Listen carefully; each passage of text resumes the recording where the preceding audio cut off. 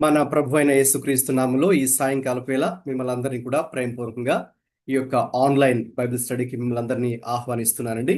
మరి మీరందరూ కలిసి ప్రతి వారం కూడా తప్పకుండా మనం ఈ రీతిగా ఆన్లైన్లో గ్యాదర్ అవుతూ మరి ఆ, ప్రభు యొక్క నామాన్ని కనపరుస్తూ అలాగే ముఖ్యంగా దేవుని యొక్క లేఖనాలను మరి మనము ధ్యానించడానికి ఒక క్రమమైనటువంటి రీతిలో సిస్టమాటిక్ వే, అలాగే మరి ఒక లోతైనటువంటి విధానంలో ఇన్ డెప్త్ వే, అలాగే ప్రాక్టికల్గా అంటే మన యొక్క అనుదిన జీవితానికి దేవుని యొక్క లేఖనాలను మరి మనము అన్వయించుకుంటూ మరి మన జీవితాల్లో జరుగుతున్నటువంటి విషయాలకు దేవుని యొక్క వాక్యాన్ని అన్వయించుకుంటూ దేవుని యొక్క స్వరాన్ని వింటూ ప్రభు మనతో ఏం మాట్లాడుతున్నారు మరి ఆ విషయాల మీద దృష్టి పెట్టడానికి దేవుడు అనుగ్రహించినటువంటి యొక్క అవకాశాన్ని బట్టి నేను దేవుని స్తుతిస్తూ ఉన్నాను. మనం దేవుని యొక్క లేఖనాలు చూసినట్లయితేనండి, 2 తిమోతికి పౌలు రాసినటువంటి పత్రికలో 3వ అధ్యాయము 16వ వచనంలో ఈ రీతిగా వ్రాయబడింది. పౌలు తిమోతికి రాసిన 2వ పత్రిక 3వ అధ్యాయము 16-17 వాక్యాలలో ఈ రీతిగా వ్రాయబడింది. దైవజనుడు సన్నద్ధుడై ప్రతి సత్కార్యమునకు పూర్ణముగా సిద్ధపడి ఉండునట్లు దైవావేశం వలన కలిగిన ప్రతి లేఖనము ఉపదేశించుటకును, ఖండించుటకును, తప్పుదిద్దుటకును, నీతియందు శిక్ష చేయుటకును ప్రయోజనకరమై ఉన్నది అని చాలా స్పష్టంగా ఇక్కడ వ్రాయడం జరిగింది. అంటే ఈ రోజున నీ జీవితం, నా జీవితం, మనందరి జీవితాలు, సంఘము మరి దేవుని దృష్టిలో కట్టబడాలి అని చూసినట్టయితే దానికి దేవుని యొక్క ఉపదేశం మనం పొందుకోవాలంటే, ఉపదేశం పొందుకోవడానికైనా, పాపమును ఖండించే విషయంలో కానీ, తప్పు దిద్దే విషయంలో కానీ, నీతి యందు మన జీవితాలను శిక్ష చేసే విషయంలో దేవుని యొక్క లేఖనములు ఎంతో ప్రయోజనకరమై ఉన్నది. దేవునికి స్తోత్రం. కాబట్టి దేవుని యొక్క లేఖనాలే మన యొక్క ఆధ్యాత్మిక జీవితాన్ని కట్టేవిగా ఉన్నాయి. దేవుని యొక్క లేఖనాలు మాత్రమే మరి మనం ప్రభువులో బలాన్ని పొందుకొని ఈ లోకంలో ఎన్ని శోధనలు వచ్చినా, ఎన్ని సమస్యలు, ఇరుకులు, ఇబ్బందులు వచ్చినప్పటికీ కూడా మరి మనం నిరుత్సాహపడకుండా, భయపడకుండా, చింతించకుండా, కృంగిపోకుండా, లోకం వైపు చూడకుండా, మనుషుల వైపు చూడకుండా, పరిస్థితుల వైపు చూడకుండా ప్రభు వైపే చూస్తూ ముందుకు వెళ్ళడానికి దేవుని యొక్క లేఖనాలు మనకు ఎంతో గొప్ప శక్తిని, బలాన్ని ఇస్తూ ఉన్నాయి. దేవునికి స్తోత్రం. కాబట్టి అటువంటి అద్భుతమైనటువంటి లేఖనాలను మనము ప్రతి వారం కూడా ధ్యానిస్తూ ఉన్నాం. నిజంగా మరి మనం దేవుని దృష్టిలో ధన్యులమే. కాబట్టి ఆ విషయాన్ని దృష్టిలో ఉంచుకొని మరి దేవుడు మనతో ప్రతి వారం కూడా మాట్లాడుచున్నటువంటి యొక్క సంగతుల మీద మనం దృష్టి పెట్టి ఈ రోజు కూడా ప్రార్థనా పూర్వకంగా ఈ బైబిల్ స్టడీలో పార్టిసిపేట్ చేయాలని పరమ పేరిట మిమ్మల్ని అందరినీ కూడా కోరుతూ ఉన్నాను. అలాగే మనందరికి తెలిసినట్టుగా మరి మనం క్రొత్త నిబంధనలోని మొదటి 5 పుస్తకాలు ఇది వరకు కూడా మరి మనము అధ్యయనం చేశాం. అనగా మొట్టమొదటిగా మనం ఈ online Bible study classes start చేసినప్పుడు మరి క్రొత్త నిబంధనలో ఉన్నటువంటి 4 సువార్తలు, మత్తయి సువార్త, మార్కు సువార్త, లూకా సువార్త, యోహాను సువార్త, అవి మొట్టమొదటిగా అధ్యయనం చేశాం.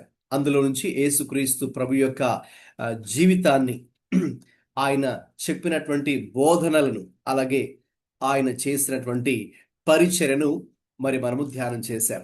అలాగే ఇక దాని తర్వాత అపోస్తుల కార్యముల గ్రంథమును కూడా మరి మనము అధ్యయనం చేశాం. మరి అక్కడ ఆదిమ సంఘము ఎలాగున ఈ భూమి మీద ప్రారంభించబడిందో దాన్ని చూశాం. అలాగే ఆ యొక్క ఆదిమ సంఘం నుంచి ఇప్పుడు మనం ఉన్నటువంటి ఆధునిక సంఘంలో మనం ఎటువంటి పాఠాలు నేర్చుకోవాలో అపోస్తుల కార్యాలను చూసి మనం నేర్చుకున్నాం. అలాగే ఇక 6వ పుస్తకమైనటువంటి రోమీలకు రాసిన పత్రికలోకి మరి మనం ప్రవేశించామండి.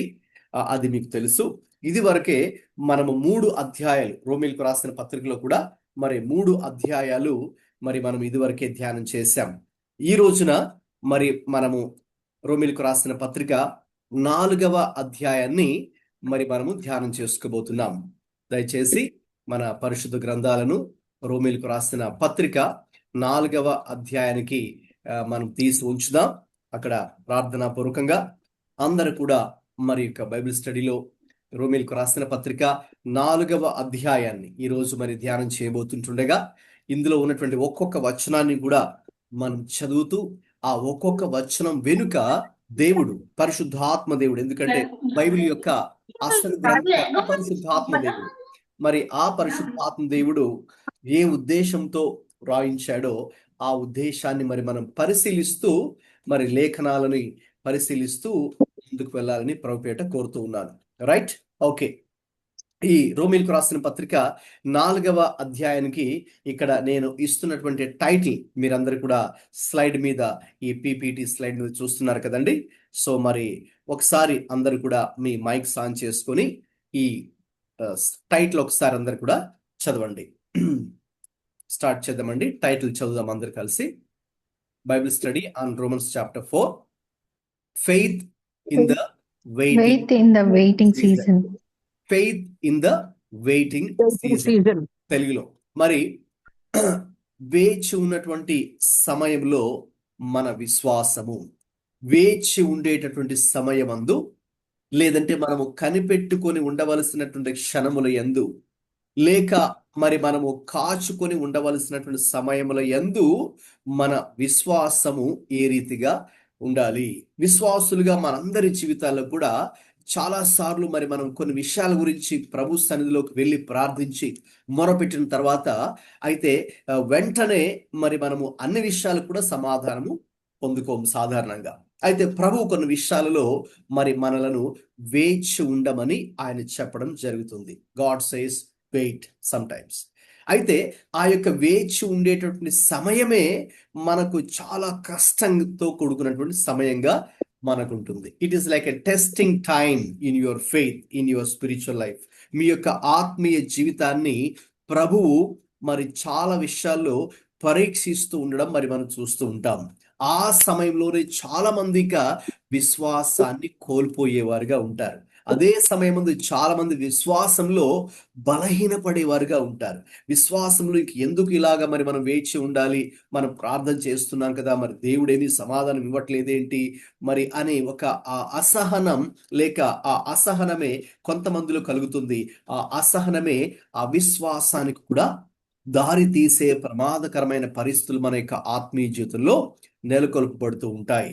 అయితే ఈ అధ్యాయంలో పౌలు గారు మరి రోమీలకు రాస్తూ మరి ఒక మంచి వ్యక్తిని ఉదాహరణగా తీసుకొని, పాత నిబంధనలో ఉన్నటువంటి ఒక వ్యక్తిని ఉదాహరణగా తీసుకొని మరి అతని జీవితంలో కూడా ఏ రీతిగా దేవుడు మరి కొన్ని విషయాలలో అతని కూడా వేచి ఉండమని, కొంతకాలం వేచి ఉండమని చెప్పినప్పుడు మరి ఆయన కూడా ఏ రీతిగా ఆ వేచి ఉండవలసినటువంటి కాలం గుండా వెళ్ళాడు, ఆ వెయిటింగ్ పీరియడ్ గుండా వెళ్ళాడు. వెళ్తున్నప్పుడు ఎటువంటి ఫీలింగ్స్, ఎటువంటి హావభావాలు, ఎటువంటి అనుభవాలు, ఎటువంటి పరిస్థితులు ఆయన జీవితంలో చోటు చేసుకున్నాయో, ఆ పరిస్థితిలో ఆయన కూడా దేవుని ఏ రీతిగా విశ్వాసం ఉంచాడో ఆ దాన్ని ఒక మాదిరిగా మరి ప్రభు మరి సంఘానికి పౌలు గారు తెలియచేస్తూ మరి మనం ఎటువంటి ఆధ్యాత్మిక పాఠాలు నేర్చుకోవాలో తెలియచేస్తున్నారు. కాబట్టి please keep this topic or theme in your mind as we study Romans chapter 4.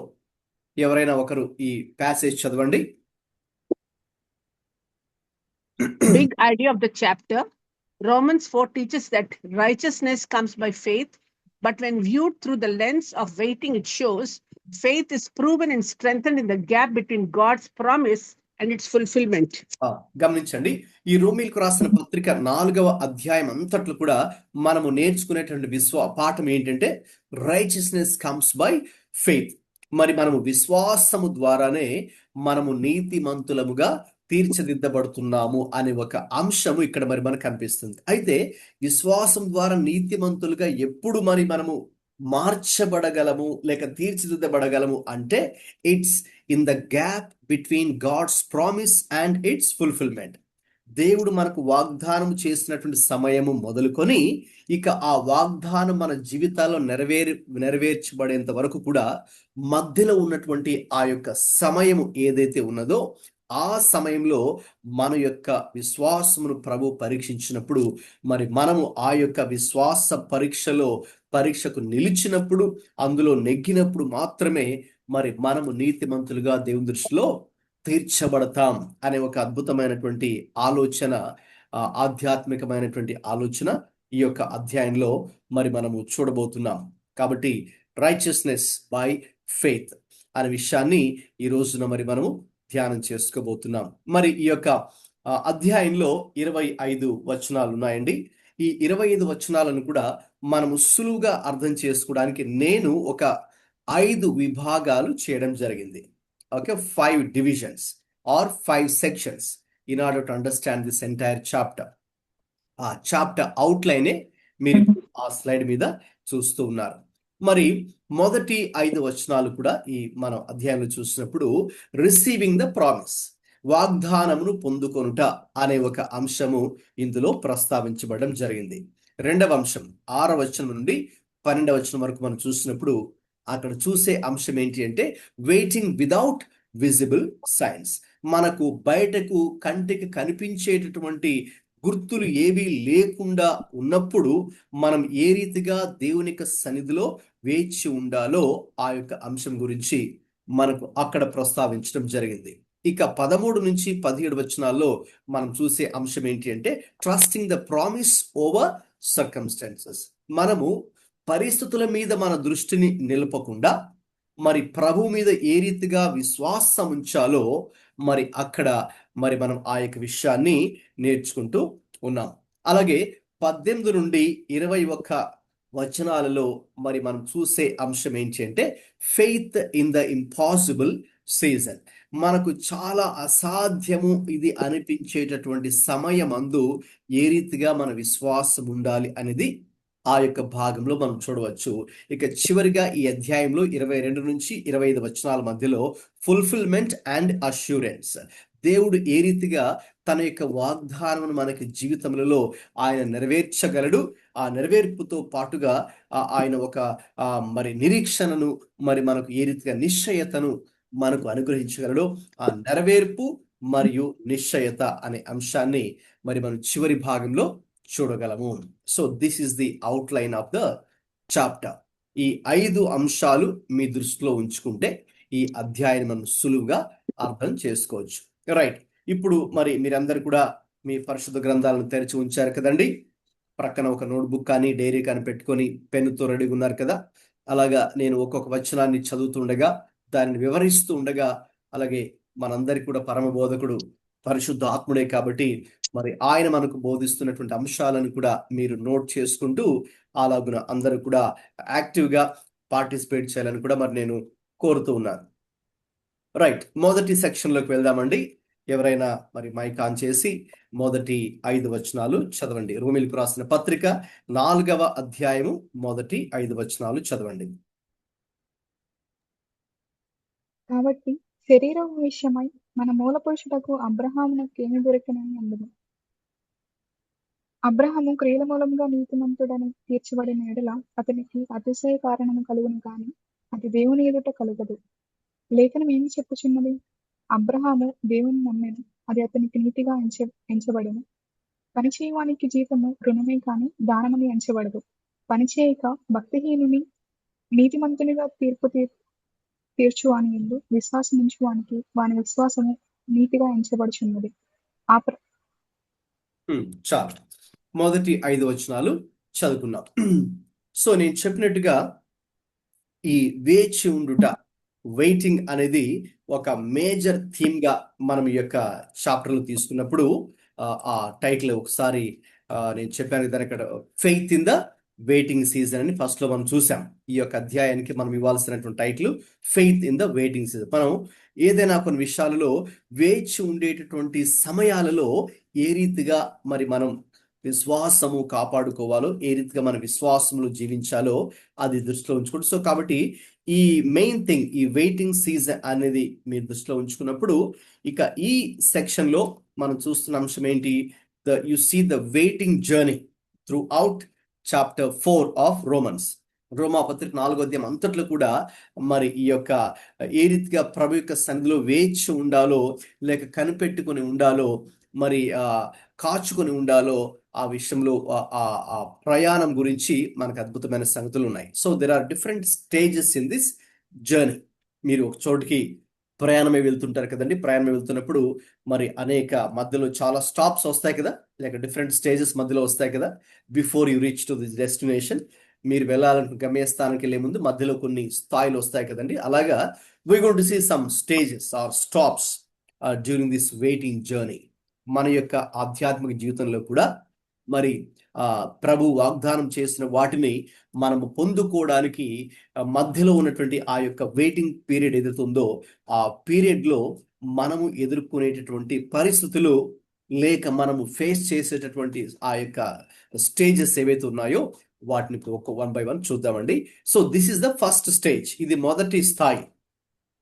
ఈ వెయిటింగ్ జర్నీలో మొదటి స్టేజ్ ఏంటి అంటే రిసీవింగ్ ద ప్రామిస్. మీరు చూస్తున్నారుగా స్లైడ్ మీద, రిసీవింగ్ ద ప్రామిస్. సో మొదటి 5 వచనాల్లో మనం దీన్ని చూస్తున్నాం. ఈ మరి మొదటి 5 వచనాలలో స్టార్టింగ్ మొదటి వచనంలోనే పౌలు గారు పాత నిబంధనకు సంబంధించిన ఒక ప్రముఖమైనటువంటి వ్యక్తి గురించి ప్రస్తావిస్తున్నారు. ఆ వ్యక్తి పేరు అబ్రహాము. చూస్తున్నారు కదండి బైబిల్లో మొదటి వచనం. కాబట్టి శరీరము విషయమై మన మూల పురుషుడగు అబ్రహామునకేమి దొరికినని అందుము. అబ్రహాము క్రియల మూలంగా నీతిమంతుడని తీర్చబడిన ఎడల అతనికి అతిశయ కారణం కలుగును గాని అది దేవుని ఎదుట కలుగదు. లేఖనం ఏమి చెప్పుచున్నది? అబ్రహాము దేవుని నమ్మెను, అది అతనికి నీతిగా ఎంచబడెను అని అబ్రహాం గురించి విషయాలను ఇక్కడ పౌలు గారు స్టార్టింగ్ లోనే మరి ప్రస్తావిస్తూ ఉన్నారు. గమనించండి, ఇక్కడ స్లైడ్ మీద చూస్తున్నట్టుగా Abraham believed God and was declared righteous. Okay, so Abraham మరి దేవుని నమ్మెను, అది అతనికి నీతిగా ఎంచబడినని మనకు 3వ వచనంలో ఉంది కదండి. కాబట్టి రాసుకుంటున్నటువంటి వారు దయచేసి రాసుకోండి. ఈ 3వ వచనం ఎక్కడ నుండి మరి పౌలు గారు తీసుకున్నారంటే పాత నిబంధనలో ఆది కాండము 15:6 నుంచి తీసుకున్నారు. So Genesis 15:6. ఇప్పుడు ఆ వచనాన్ని చదవండి ఎవరైనా. ఇక్కడ మాత్రమే కాదండి, ఇదే విషయాన్ని 3 సార్లు ఈ అధ్యాయంలో 3వ వచనంలోను, 9వ వచనంలోను, అలాగే 22వ వచనంలో కూడా పౌలు గారు ఇదే మాట తీసుకున్నారు. అబ్రహాము దేవుని నమ్మెను, అది అతనికి నీతిగా ఎంచబడెను అని విషయాన్ని ప్రస్తావించారు. ఇప్పుడు ఎవరైనా ఆది కాండము 15:6 చదవండి. అతడు యెహోవాను నమ్మెను, ఆయన అది అతనికి నీతిగా ఎంచెను. రైట్, అబ్రహాం గురించి అక్కడ ప్రస్తావించడం జరిగింది.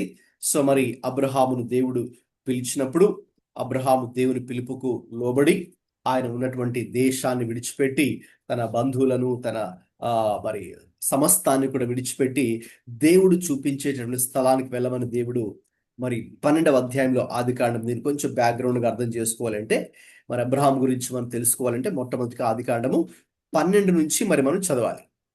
మీరు తర్వాత మీ ఫ్రీ టైంలో ఆది కాండము 12 నుంచి అలాగ కొన్ని అధ్యాయాలు మీరు చదివినప్పుడు ఏ రీతిగా మరి దేవుడు మరి అబ్రహాము అనే ఒక వ్యక్తిని ఎన్నుకున్నప్పుడు వాస్తవంగా మరి అతను కూడా అతని బ్యాక్గ్రౌండ్ మనం చూస్తే అతను కూడా ఒక అన్యుడే, ఒక విగ్రహారాధికుడే, అలాగే విగ్రహాలను కూడా తయారు చేసి అమ్మే వ్యక్తి అని గురించి కూడా అతని గురించి మరి మనం అర్థం చేసుకుంటాం. మరి అటువంటి వ్యక్తికి దేవుడు ఒక రోజు ప్రత్యక్షమై దేవుని యొక్క వాక్కు అతని ఎదుకు వచ్చి మరి అతడు ఉన్నటువంటి ఆ దేశం నుంచి తన యొక్క జనుల నుంచి వారిని విడిచిపెట్టి దేవుడు చూపించబోయే ఒక స్థలానికి వెళ్ళమని దేవుడు మరి వాగ్దానం చేసినప్పుడు అబ్రహాము ఇక మారు మాట్లాడకుండా ఎదురు చెప్పకుండా వెంటనే దేవుని యొక్క మాటకు లోబడినట్టుగా మనం చూస్తున్నాం. ఆయన వెంటనే మరి దేవుడు చూపించే స్థలానికి బయలుదేరినట్టుగా మనం చూస్తూ ఉన్నాం. దేవుడు ఒక అద్భుతమైనటువంటి వాగ్దానాన్ని అబ్రహాంకి ఇవ్వడం జరిగింది. మరి ఒకవేళ అబ్రహాం గనుక దేవుని మాటకు విధేయత చూపించినట్లయితే మరి దేవుడు అతని నామాన్ని అతని సంతతిని గొప్పగా చేస్తానని చెప్పాడు. అతనికి సంతానాన్ని ఇస్తానని ఒక వాగ్దానాన్ని దేవుడు చేశాడు. అతని సంతానాన్ని సముద్రపు ఇసుక రేణువుల వలె లేక ఆకాశపు నక్షత్రముల వలె అంత విస్తారముగా మరి అంత గొప్పగా దేవుడు హెచ్చిస్తానని కూడా వాగ్దానం చేశాడు. అతను దీవించేవారు దీవించబడుదురు, అతను శపించేవారు శపించబడుదురు అనే ఒక వాగ్దానం కూడా అబ్రహాము కలిగి ఉన్నాడు. ఒక అద్భుతమైనటువంటి వాగ్దానాన్ని అబ్రహాము ఆది కాండము 12వ అధ్యాయము మొదటి 3 వచనాల్లో మనం చూస్తాం. ఇక తర్వాత అబ్రహాము దేవుడు పిలిచినప్పుడు ఇక ఆయన తన యొక్క ప్రయాణాన్ని ప్రారంభిస్తారు. మరి తనకు దేవుడైతే వాగ్దానం చేశాడు, దేవుడు అతనికి సంతానాన్ని అనుగ్రహించబోతున్నాడని, ఆ యొక్క సంతానాన్ని గొప్ప చేసి చివరికి ఒక దేశముగానే గొప్ప బలమైనటువంటి జనముగా వారిని మార్చబోతున్నారని వాగ్దానం దేవుడు ఇచ్చాడు. మరి ఆ వాగ్దానము అబ్రహాం పొందుకున్నప్పుడు అబ్రహాము వయస్సు 75 సంవత్సరాలు. 75 సంవత్సరాలు, 75 years old. అయితే మరి ఆ వాగ్దానము నెరవేర్చబడ్డానికి 25 సంవత్సరాలు పట్టిందండి. అంటే అబ్రహాము తన కుమారుని ఇస్సాకును పొందుకున్నప్పుడు 100వ ఏట, మరి అట్ ద ఏజ్ ఆఫ్ 100 ఆయన సంతానాన్ని ఇస్సాకును పొందుకోవడం జరిగింది. సో అయితే ఈ మధ్యలో గ్యాప్ గనక చూస్తే, అంటే between the promise and the fulfilment ఎన్ని సంవత్సరాలు ఉందండి మధ్యలో చెప్పండి? 25 years. ఎస్, 25 లాంగ్ ఇయర్స్ కదండి. అది మామూలుగా ఏదో మనకు 25 minutes కాదు, లేకపోతే ఒక 2.5 weeks కాదు, లేక మంత్స్ కాదు, ఓకే, లేకపోతే 2.5 years కాదు, లేక 10-20 కాదు, 25 లాంగ్ ఇయర్స్ కదండి. అది చాలా సుదీర్ఘమైన కాలమే అని మరి మనము చెప్పచ్చు.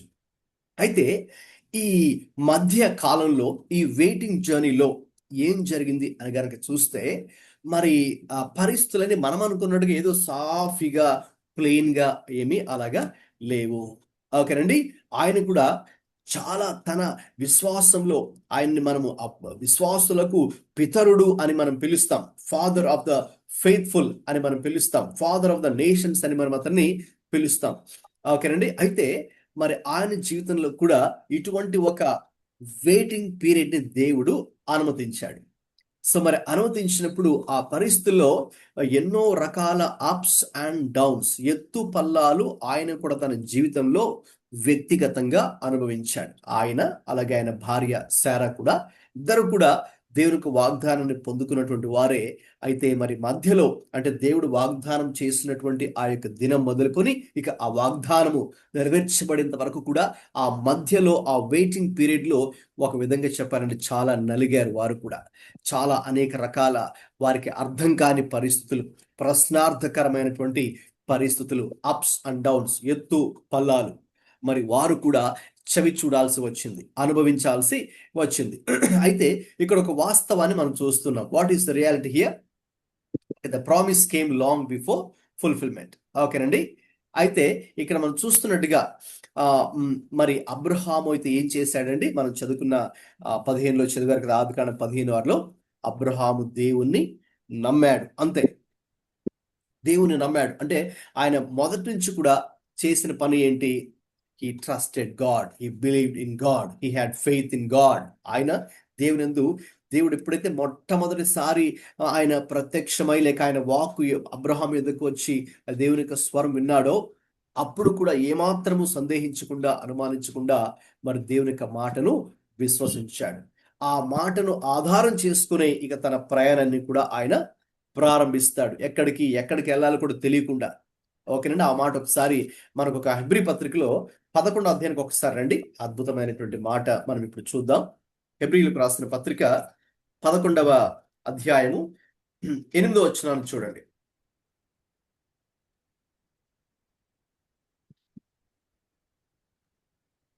8వ వచనం. అబ్రహాము పిలువబడినప్పుడు ఆ విశ్వాసాన్ని బట్టి ఆ పిలుపునకు లోబడి తాను స్వాస్థ్యముగా పొందనగిన ప్రదేశమునకు బయలు వెళ్ళెను. హ్మ్. మరియు ఎక్కడికి వెళ్ళవలను అది ఎరుగక బయలు వెళ్ళెను. గమనించండి. సాధారణంగా మరి మనం ఎక్కడికైనా వెళ్ళాలి అంటే మొదటిగా ఎక్కడికి వెళ్ళాలో ఆ అడ్రస్ మనం తెలుసుకుంటాం. ఓకే, ఈ రోజుల్లో అయితే ఆ లొకేషన్ మాకు పంపించండి, షేర్ చేయండి అంటాం కదండి. గూగుల్ మ్యాప్స్లో లొకేషన్ పంపించండి, మేము బయలుదేరి వస్తున్నాం అని ఆ అడ్రస్, ఆ లొకేషన్ మరి మనం తెలుసుకొని వెళ్తాం. ఓకే, లేదు మనం కూడా ఎవరికైనా చెప్పాల్సి వచ్చి మీరు పలానా చోటుకు రండి అని ఆ లొకేషన్, ఆ అడ్రస్ను మనం చెప్పి మరి అక్కడికి రండి అని మనం చెప్తాం కదండి. అయితే దేవుడు అబ్రహామును పిలిచినప్పుడు ఆ లొకేషన్ ఆయన షేర్ చేయలేదు, లేకపోతే ఆ అడ్రస్ ఆయనకి చెప్పలేదు, ఎక్కడికి వెళ్ళాలో చెప్పలేదు. అయితే నీవు బయలుదేరి రావాలి, నేను చూపించేటటువంటి ఆ ప్రదేశాన్ని వెళ్ళాలని దేవుడు అబ్రహాము చెప్పినప్పుడు మీరు చూస్తున్నారు కదండి. అబ్రహాము ప్రారంభం నుంచి, అంటే అబ్రహాము పిలువబడినప్పుడు విశ్వాసమును బట్టి ఆ పిలుపుకు లోబడ్డాడు. అది మనం చూసేటటువంటి ఒక అద్భుతమైనటువంటి విషయం అండి అబ్రహాం గురించి. ఆయన విశ్వాసమును బట్టి, వీలైతే మీ బైబిల్లో ఆ పదాన్ని అండర్లైన్ చేయండి, లేకపోతే సర్కిల్ చేయండి, లేకపోతే నోట్బుక్లో రాసుకుంటూ ఉంటే రాసుకోండి. సో అబ్రహాం గురించి మనం చదివే ప్రతిసారి కూడా విశ్వాసము అనే మాట మనం ఖచ్చితంగా చదువుతాం. ఎందుకంటే that's the base line of the life of Abraham. Abraham యొక్క జీవితంలో విశ్వాసం అనేది పునాది అని మరి మనం చూస్తూ ఉన్నాం. కాబట్టి ఆయన విశ్వాసమును బట్టే ఏం చేశాడండి, ఆయన తన యొక్క ప్రయాణాన్ని ప్రారంభించాడు, దేవుని పిలుపుకు లోబడ్డాడు. ఇక తాను స్వాస్థ్యముగా పొందనైనటువంటి ప్రదేశమునకు బయలుదేరను. ఎందుకంటే దేవుడు ఆయన చూపించేటటువంటి ఆ యొక్క స్థలాన్ని దేవుడు స్వాస్థ్యముగా, అంటే ఆస్తిగా దేవుడు అతనికి ఇవ్వబోతున్న విషయాన్ని దేవుడు బయలుపరిచాడు. కాబట్టి ఆయన ఏం చేశాడు, మరియు ఎక్కడికి వెళ్ళవలెనో అది ఎరుగక బయలుదేరెను. అదండి. సో ఎక్కడికి వెళ్ళాలో మరి అతనికి తెలీదు. ఎగ్జాక్ట్ అడ్రస్, ఎగ్జాక్ట్ లొకేషన్ ఏమి ఆయనకి తెలీదు. అయితే ఇక దేవుడు నాతో మాట్లాడాడు, మరి దేవుడు నాకు బయలుపరిచాడు. ఇక అంతే, నేను దేవుని మాటకు లోబడాలి, ఇక నేను ముందుకు వెళ్ళాలి, ఇక అన్ని దేవుడు చూసుకుంటాడు అనే ఒక విశ్వాసం అబ్రహాం దేవుడి మీద కలిగి ఉన్నాడు.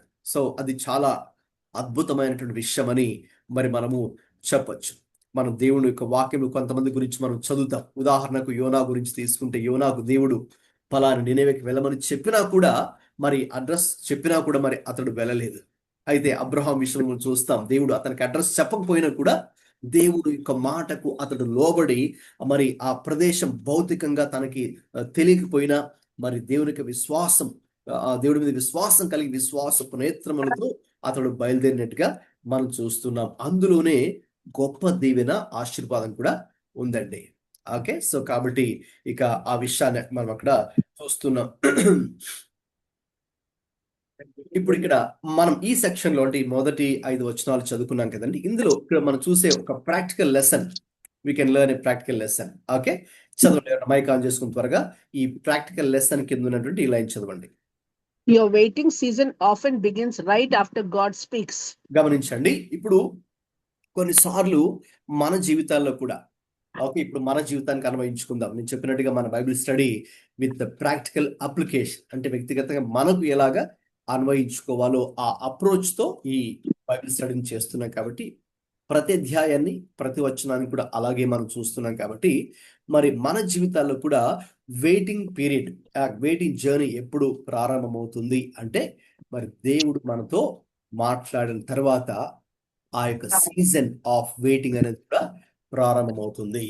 అబ్రహాము జీవితంలో మరి దేవుడు అతనితో మాట్లాడాడు కదండి.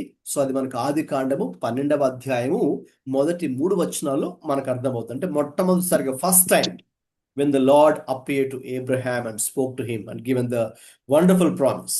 ఓకే, ఇక అక్కడ నుంచి ఇక మనము చూస్తే ఆదికాండం 22వ అధ్యాయానికి వచ్చేంత వరకు కూడా, ఓకే, అంటే మధ్యలో మనకి 10 అధ్యాయాలు ఉన్నాయి ఆదికాండంలో. అయితే ఓకే, అధ్యాయాల వైజ్ గా 10 అధ్యాయాలు ఉన్నాయి, కానీ కాలం వైజ్ గా చూస్తే, టైం వైజ్ గా చూస్తే ఎన్ని సంవత్సరాలండి? 25 సంవత్సరాలని చెప్పాను. ఓకే, దేవుడు వాగ్దానం చేసినటువంటి సమయం మొదలుకొని ఆ యొక్క వాగ్దానము నెరవేర్పులోకి వచ్చేంత వరకు 25 లాంగ్ ఇయర్స్ ఆ వెయిటింగ్ సీజన్ ఉంది కదండి. సో కాబట్టి అది తన జీవితంలో ఎప్పుడు అది స్టార్ట్ అయింది అంటే, that began right after God spoke to Abraham. అబ్రహాముతో దేవుడు మాట్లాడినటువంటి సమయంతో అది ప్రారంభమవుతుంది. కొన్నిసార్లు గమనించిన మన జీవితాల్లో కూడా, మీరు కూడా బహుశా మీ జీవితాల్లో కొన్ని విషయాల గురించి ప్రార్థన చేస్తున్నప్పుడు దేవుని యొక్క సన్నిధిలో ఆ విషయాలను పెట్టి, కొన్నిసార్లు మీరు ఉపవాసం కూడా ఉండి ప్రార్థించినప్పుడు, లేక కొన్ని పరిస్థితుల్లో మీరు అయోమయకరమైన పరిస్థితుల్లో, డైలమా సిచ్యువేషన్స్ లో మీరు ఉన్నప్పుడు, లేక కొన్ని టఫ్ టైమ్స్ ని, టెస్టింగ్ టైమ్స్ ని ఫేస్ చేస్తూ ఉన్నప్పుడు, ఆ సమయమందు దేవుడు కూడా మీతో మాట్లాడతారు. ఇదిగో నేను, ఓకే, నిన్ను ఇలాగ దీవిస్తాను, లేక నేను నీ జీవితంలో దీనిని జరిగిస్తాను, లేకపోతే నీ జీవితంలో దీన్ని చూస్తావు, లేదు ఈ వాగ్దానాన్ని నీ జీవితంలో నేను దాన్ని నెరవేరుస్తాను. దేవునికి వాక్యం చదువుతున్నప్పుడు, కొన్నిసార్లు దేవునికి వాక్యం చదువుతున్నప్పుడు ఆ యొక్క వాక్యంలో కొన్ని వాగ్దానాలు దేవుడు మనకు కూడా వ్యక్తిగతంగా మనకు కూడా ఇవ్వడం జరుగుతుంది కదండి. కాబట్టి ఎప్పుడైతే దేవుడు మరి అలాగా మనతో మాట్లాడతారో, that's when your waiting time begins. అప్పుడు మీ యొక్క సమయం కూడా బిగిన్ అవుతుంది అని మరి మనం తెలుసుకోవాలి. తర్వాత ఇక్కడ అప్లికేషన్ ఉంది కదండి, దాని కింద ఉన్న లైన్ కూడా దయచేసి చదవండి. Don't expect instant results after receiving a promise. Start walking by faith, not sight. గమనించండి, చాలాసార్లు మనందరితో ఉన్నటువంటి సమస్య ఏంటి అంటే, మరి ముఖ్యంగా ఓకేనండి, మరి ఈనాటి ఆధునిక సంఘ విశ్వాసుల గురించి ఆలోచిస్తే, okay, present generation, present trend ఎలా ఉంది అని కనుక చూస్తే, మరి అంతా కూడా మనకి ఏంటంటే ఇన్స్టెంట్ గా అయిపోవాలి కదండి. సో మనకి లేటెస్ట్ గా అన్ని కూడా టెక్నాలజీ, ఫోన్, ఓకేనండి, అన్ని కూడా మనకి సౌకర్యాలు, ఫెసిలిటీస్ చాలా అడ్వాన్స్డ్ గా ఇప్పుడు అన్ని కూడా వస్తున్నాయి. కాబట్టి ఏంటంటే అంతా కూడా ఫాస్ట్ పేస్ లో వెళ్తున్నటువంటి వరల్డ్ లో ఇప్పుడు మనం ఉన్నాం కదండి. సో అంతా కూడా ఇన్స్టెంట్ గా అంతా కూడా అయిపోతూ ఉంటది అనమాట. సో ఇటువంటి పరిస్థితిలో ఒక ప్రమాదం ఏంటంటే, మన యొక్క ఫెయిత్ విషయంలో కూడా, విశ్వాసం విషయంలో, దేవుని విషయంలో కూడా మనం ఏం ఎక్స్పెక్ట్ చేస్తున్నామంటే, అంటే వెంటనే ఇంక ప్రార్థన చేయగానే ఆమె నన్ను వెంటనే ఇంక దేవుడు మరి మనకు ఆయన మన ఆన్సర్ చేయాలి అనేటటువంటి ఒక ఎక్స్పెక్టేషన్ లో మనందరం కూడా ఉంటాం. దేవుడు అలా కూడా చేయగలడు. ఓకే, అలా చేస్తే well and fine. Okay, praise God for that. దేవుడు కొన్నిసార్లు వెంటనే ఇన్స్టెంట్ గా కూడా దేవుడు చేయగలడు. అయితే అన్నిసార్లు కూడా ఆయన ఆ పద్ధతిలో వెళ్ళడు. కొన్నిసార్లు దేవుడు ఏం చేస్తాడంటే, కొన్నిసార్లు దేవుడు మిమ్మల్ని వెయిటింగ్ పీరియడ్ లో మిమ్మల్ని పెడతారు. ఓకే, మీరు కొన్నిసార్లు వెయిట్ చేయాలి, రైట్? సో కొన్ని వస్తువులు మీరు బుక్ చేసుకోగానే మీరు వెయిట్ చేయాలండి అంటారు. కొంతకాలం మీరు ఇది రావడానికి మరి టైం పడుతుందండి, పలానా చోటు నుంచి రావాలి, కాబట్టి మీరు వెయిట్ చేయాలి. ఓకే, మీరు దీన్ని బుక్ చేసుకోవాలి, బుక్ చేసుకున్న తర్వాత ఇంత వెయిటింగ్ పీరియడ్ ఉంటుందని చెప్తారు కదండి. సో అలాగా దేవుడు కొన్నిసార్లు మనల్ని ఆ వెయిటింగ్ పీరియడ్ లో దేవుడు మరి మనల్ని పెడతారు. సో అప్పుడు మనం ఏం చేయాలంటే, how should be our attitude, మన వైఖరి ఎలా ఉండాలంటే, డోంట్ ఎక్స్పెక్ట్ ఇన్స్టెంట్ రిజల్ట్స్. వెంటనే జరిగిపోవాలి, ఇప్పటికిప్పుడు జరిగిపోవాలి, నేను ప్రార్థన చేశాను కాబట్టి, లేకపోతే నేను కొద్ది రోజులు ఉపవాసం ఉండి దేవుడిని అడిగాను కాబట్టి ఇంకా దేవుడు వెంటనే నా డిమాండ్స్ అన్ని కూడా ఫుల్ఫిల్ చేయాలి అన్నట్టుగా మనము అలాగా ఎక్స్పెక్ట్ చేయొద్దు. Okay, so God works in different ways. దేవుడు అనేక విధానాలు పనిచేస్తాడు. అంత మాత్రంగా దేవుడు ఎప్పుడు కూడా God always works in his time. దేవుడు తన యొక్క సమయమందు ఆయన అన్ని కూడా మన జీవితాల్లో దేవుడు చేసేవాడుగా ఉన్నారు. కాబట్టి మనము ఇప్పటికిప్పుడు దేవుడు చేసేయాలి అని గనక అటువంటి ఆలోచన కలిగి ఉంటే, okay, you will miss the plan of God. దేవుని యొక్క ప్రణాళికను మనము మిస్ చేసేవారుగా ఉంటాము. దేవుని యొక్క కార్యాలను మనము మిస్ చేసేవారుగా ఉంటాం. సో అందుకని మన వైఖరి ఎలా ఉండాలంటే, డోంట్ ఎక్స్పెక్ట్ ఇన్స్టెంట్ రిజల్ట్స్. ఓకేనండి, దేవుడు ఒక వాగ్దానం ఇచ్చాడు వెంటనే. ఉదాహరణకి ఇక్కడ అబ్రహాం గురించి పౌలు గారు చెప్తున్నారు రోమీలకు. సో మరి దేవుడు అబ్రహాంకు వాగ్దానం చేసిన వెంటనే పొందుకున్నాడా ఆ స్వాస్థ్యం కానీ, లేకపోతే ఆ సంతానం కానీ? నో, వెంటనే పొందుకోలేదు కదండి.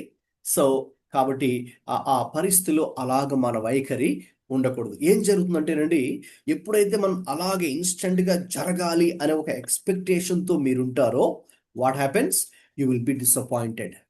ఓకేనండి, ప్రార్థన చేసిన వెంటనే అసలు దేవుడు నాకున్న డిమాండ్స్ అని దేవుడి ముందు పెట్టేస్తానికి ఇచ్చేయాలి అన్నట్టుగా మనం కనుక ఆ యాటిట్యూడ్ తో ఉంటే ఏం జరుగుతుంది? మనము నిరాశ చెందుతాం. ఓకే, మనము నిరుత్సాహపడతాం, ఎందుకంటే జరగలేదనుకోండి. సో మరి ఒక విధమైనటువంటి విసుగు మనకు కలుగుతుంది. ఆ ఒక రకమైన విసుగే ఇక చివరికి మిమ్మల్ని ఏం చేస్తుంది, లేక మనల్ని ఏం చేస్తుంది అంటే, చివరికి ఇంకా అవిశ్వాసంలో కూడా తీసుకెళ్తుంది. అందుకే చాలా మంది విశ్వాసులు మరి వారు ప్రార్థన చేసిన వెంటనే ఏది జరగలేదని, వారు అనుకున్న విధానంలో జరగట్లేదని వారు భావించి ఏం చేస్తారండి, నెమ్మదిగా ప్రభు మీద ఉన్న వారి విశ్వాసం అనేది తగ్గిపోతూ ఉంటది. ప్రభు మీద వారుకున్న విశ్వాసము, ఆ ప్రేమ, ఆ సమర్పణవి తగ్గిపోతూ ఉంటాయి. ఓకే, కాబట్టి సాతాను కూడా ఏం చేస్తాడు, వాడు చాలా తెలివిగలవాడు కాబట్టి వాడు కూడా అటువంటి అవకాశాలు ఉపయోగించుకొని మనల్ని దేవుని యొద్ద నుంచి దూరం చేయడానికి, దేవుడి మీద మనం ఇంకా ఆయన విశ్వాసం ఉంచకుండా ఇంకా వెనక్కి లాగడానికే సాతానుడు ఇంకా ఇటువంటి సన్నివేశాలు ఉపయోగించుకుంటాడు. అందుకే మరి మనం అపవాదికి చోటివ్వకుడి అని బైబిల్లో ఉంది కదండి, ఎఫెసీ పత్రిక 4వ అధ్యాయంలో. సో కాబట్టి అపవాదికి మనం చోటు ఇవ్వకుండా, అంటే అవిశ్వాసమునకు, అపనమ్మకానికి, లేక అనుమానానికి మనము తావు ఇవ్వకుండా మరి మనము ప్రభు యొక్క వాగ్దానం నెరవేర్పు కొరకు వేచి ఉండాలి.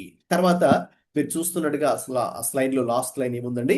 Start walking by faith, not by site. మరి మనం వెలుచూపును బట్టి కాక విశ్వాసముతోనే నడవడం మరి మనం ప్రారంభించాలి. మరి ఇదే పౌలు ఆ మాట కూడా చెప్పారు. కొరింథీయులకు రాసిన పత్రికలో మనం చూస్తాం ఆ మాటను. We walk by faith not by sight. Okay, విశ్వాసులుగా మనం ఎలా నడవాలి? మనము వెలుచూపును బట్టి కాదు. అంటే దాని అర్థం ఏంటి? నాట్ బై సైట్ అంటే మనం ఏదైతే మన యొక్క భౌతిక నేత్రాలతో చూస్తూ ఉన్నామో, లేకపోతే ఏదైతే మన యొక్క చిన్న మెదడు, మనకున్నటువంటి బ్రెయిన్ దేన్నైతే అర్థం చేసుకుంటూ ఉందో, లేకపోతే మన యొక్క భౌతిక నేత్రాలు దేన్నైతే చూస్తూ ఉన్నాయో, లేకపోతే మన చుట్టూ ఉన్నటువంటి పరిస్థితులు, మరి వీటిని బట్టి మరి మనము అడుగులు ముందుకు వేయకూడదు. కానీ దేవుని మీద విశ్వాసమును బట్టే మనము ముందుకు అడుగులు వేయాలి. అలాగే మన యొక్క ఆత్మీయ జీవితాన్ని మరి మనం నడిపించుకోవాలి. We walk by faith and not by sight. వెలుచూపును బట్టి కాక, లేక మనం బయట చూసే పరిస్థితులను బట్టి కాక, అలా మనము నడవకుండా, మరి అవి ఎలా ఉన్నా సరే, పరిస్థితులు ఎలా ఉన్నా సరే, పరిస్థితులతో సంబంధం లేకుండా మనం ప్రభు వైపు చూస్తూ ప్రభు మీద విశ్వాసం నుంచి ముందుకు నడవాలి అని ఈ యొక్క వాక్య భాగం నుంచి మనం నేర్చుకుంటూ ఉన్నాం. రైట్, అది మొదటి సెక్షన్ అండి. ఇక రెండో సెక్షన్లోకి వెళ్దాం. ఎవరైనా మైక్ ఆన్ చేసుకొని మరి రోమీయులకు రాసిన పత్రిక 4వ అధ్యాయం 6 నుండి 12 దాకా చదవండి. 6 నుండి 12 దాకా. ఆ ప్రకారమే క్రియలు లేకుండా దేవుడు ఎవరిని నీతిమంతుడుగా ఎంచెనో ఆ మనుషుడు ధన్యుడని దావీదు కూడా చెప్పుచున్నాడు. ఎలాగనగా తన అతిక్రమములకు పరిహారము నొందినవాడు, తన పాపమునకు ప్రాయశ్చిత్తము నొందినవాడు ధన్యుడు. ప్రభువు చేత నిర్దోషి అని ఎంచబడిన వాడు ధన్యుడు. ఈ ధన్యవచనము సున్నతి గలవారిని గురించి చెప్పబడినదా, సున్నతి లేని వారిని గురించి చెప్పబడినదా?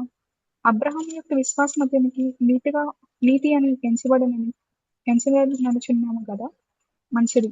అది ఏ స్థితి అని ఎంచబడిన? సున్నతి కలిగి ఉండినప్పుడు, సున్నతి లేనప్పుడు? సున్నతి కలిగి ఉండినప్పుడు కాదు, సున్నతి లేనప్పుడు. మరియు సున్నతి లేని వారైనను నమ్మిన వారందరికీ అతడు తండ్రి ఎదుట వలన వారికి నీతి ఆరోపించుటకై అతడు సున్నతి పొందక మునుపు తనకు కలిగిన విశ్వాసం వలన నీతికి ముద్రగా సున్నతి అని గుర్తు పొందును. మరియు సున్నతి గలవారికి తండ్రి ఎదుటకు, అనగా సున్నతి మాత్రం పొందిన వారు కాక మన తండ్రి అయిన అబ్రహాము సున్నతి పొందక మునుపు అతనికి కలిగిన విశ్వాసం యొక్క అడుగుజాడలను బట్టి నడుచుకున్న వారికి తండ్రి ఎదుటకు అతడు ఆ గుర్తు పొందెను. రైట్, 6 నుంచి 12 దాకా చదువుకున్నాం కదండి. రైట్, సో అక్కడున్న టైటిల్ ఏంటి ఒకసారి చదవమా title? Waiting without visible signs. Waiting without visible signs. మనకు బయటకు కనిపించేటటువంటి ఏ సూచక క్రియ లేని సమయమందు మనము దేవుని యొక్క సన్నిధిలో ఎలాగా వెయిట్ చేయాలి, ఏ రీతిగా వెయిట్ చేయాలి. సో ఇప్పుడు ఈ సెక్షన్లో 6 నుంచి 12 చదువుకున్నాం కదా. ఈ సెక్షన్లో మరి పౌలు చెప్తున్న మాట ఏంటి అంటే, Paul explains Abraham was justified before circumcision, before any outward sign. ఇప్పుడు దేవుడు అబ్రహామును ఎలా నీతిమంతుడిగా ఎంచాడు అంటే, సున్నతిని బట్టో లేకపోతే అతడు చేసినటువంటి కార్యాలను బట్టో కాదు, క్రియలను బట్టి కాదు. కేవలం అతడు దేవుడిని విశ్వాసం ఉంచాడు కదా, అంతే. ఆ విశ్వాసమును బట్టే. అందుకే మనకి అధ్యాయంలో 3 సార్లు పౌలు గారు ఇక్కడ 3వ వచనంలోను, 9వ వచనంలోను, 22వ వచనంలో కూడా ఇదే మాట రిపీట్ చేస్తారు. ఏంటి? అబ్రహాము దేవుని నమ్మెను, అది అతనికి నీతిగా ఎంచబడెను. అంటే ఏ విశ్వాసం అయితే అబ్రహాం దేవుని మీద కలిగి ఉన్నాడో ఆ విశ్వాసమును ఆధారం చేసుకుని దేవుడు అతన్ని నీతిమంతుడిగా చేశాడు. అంతేకాని ఇతడు చేసిన క్రియలను బట్టి కాదు, సున్నతి లేకపోతే మరొక క్రియ దాన్ని బట్టి కాదు. సో మన క్రియలను బట్టి మనం దేవుడు ఎదుట నీతిమంతులుగా తీర్చబడము, కానీ ఆయన మీద మనం కలిగినటువంటి విశ్వాసమును బట్టే మనం కూడా నీతిమంతులుగా దేవుడు మనల్ని చేస్తాడు అనే విషయాన్ని ఇక్కడ ఆయన ప్రస్తావిస్తూ ఉన్నారు. ఆ ప్రకారమే క్రియలు లేకుండా దేవుడు ఎవడని నీతిమంతుడిగా ఎంచునో ఆ మనుష్యుడు ధన్యుడని దావీదు కూడా చెప్పుచున్నాడు అనే మాట ఉంది కదండి 6వ వచనంలో. మరి ఆ వచనం మనం ఎక్కడ చూస్తున్నామంటే కీర్తనలు 32 మొదటి 2 వచనాలు. ఎవరైనా చదువుతారా? కీర్తనలు 32 మొదటి 2 వచనాలు.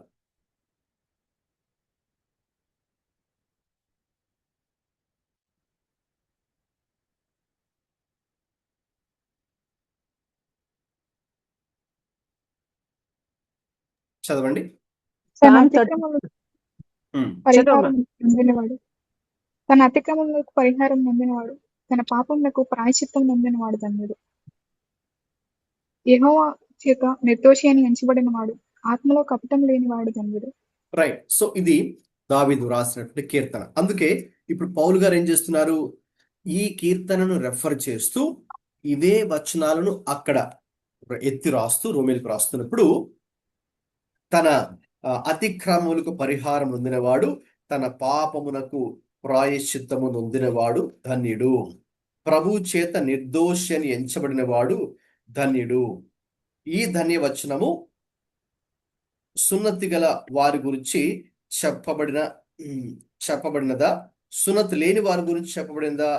అబ్రహాం యొక్క విశ్వాసం అతనికి నీతి అని ఎంచబడెను అని ఆయన మరొకసారి అబ్రహాము మరి సున్నతిని బట్టో లేకపోతే మరొక దానిని బట్టో మరొక క్రియను బట్టి కాదండి. అబ్రహాము కేవలం ప్రభు యందు విశ్వాసం ఉంచాడు. సో ఆ విశ్వాసమే మరి అతన్ని ధన్యుడిగా చేసింది. లేకపోతే దేవుడు అది అతనికి నీతిగా ఎంచాడు అనే విషయాన్ని ఇక్కడ పౌలు గారు ఈ సెక్షన్లో 6 నుంచి 12 వచనాల్లో మరి ఆయన ఎక్స్ప్లెయిన్ చేస్తూ ఉన్నారు.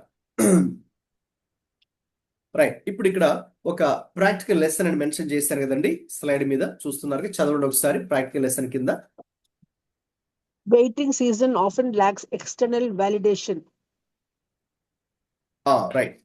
So waiting seasons often lack external validation. So మనకు కొన్నిసార్లు ఈ వెయిటింగ్ సీజన్ అనేది మనకు మెయిన్ టాపిక్ కాబట్టి ఈ యొక్క అధ్యాయంలో మరి అబ్రహాము దేవుని యొక్క సన్నిధిలో ఆ వాగ్దానము నెరవేర్పు కొరకు ఎదురు చూస్తూ ఉన్నప్పుడు మరి అతనికి అన్ని సార్లు కూడా ఏదో ఒక సూచక క్రియ లేకపోతే ఇది బయటికి చూసి ఇదిగో వెంటనే దేవుడికి వాగ్దానం నెరవేర్చబడబోతుంది అని చెప్పడానికి మనకేమి గుర్తులు లేక సైన్స్ మనకు కనబడవు. ఓకేనండి, ఆ సైన్స్ మనకేమి కనబడవు. సైన్స్ అంటే ఫర్ ఎగ్జాంపుల్ ఇప్పుడు చూడండి, వర్షం రాబోతోంది, కొద్దిసేపట్లో వర్షం పడబోతుంది అన్నప్పుడు మబ్బులు కమ్మడం కావచ్చు. ఓకేనండి, వాతావరణం మార్పు రావచ్చు. ఓకేనండి, గాలి ఒక విధమైన గాలి రావచ్చు కదండి. అవి కొన్ని సైన్స్ మనం ఆకాశంలో చూస్తాం, అప్పుడు వెంటనే ఓకే ఇప్పుడు మనకు వర్షం పడబోతోంది అని, రైట్. లేకపోతే ఒక సైక్లోన్, ఒక తుఫాను రాబోతుంది అన్నప్పుడు దానికి సంబంధించిన సైన్స్ గుర్తులు కొంచెం డిఫరెంట్గా ఉంటాయి. అలాగా సీజన్ కానీ లేకపోతే what ever it may be. ఓకేనా. సో అట్లాగే మనకు కొన్ని సైన్స్ మనం చూస్తుంటాం కదా, బయట గుర్తులు చూస్తుంటాం కదా. సో అలాగే ఇప్పుడు దేవుడు కూడా నా జీవితంలో ఒక వాగ్దానం ఇచ్చాడు, ఇక వాగ్దానాన్ని ఆయన నెరవేర్చబోతున్నాడు అని చెప్పడానికి కొన్నిసార్లు మనకు విజిబుల్ సైన్స్ మనకు ఏవి కూడా కనిపించకపోవచ్చు.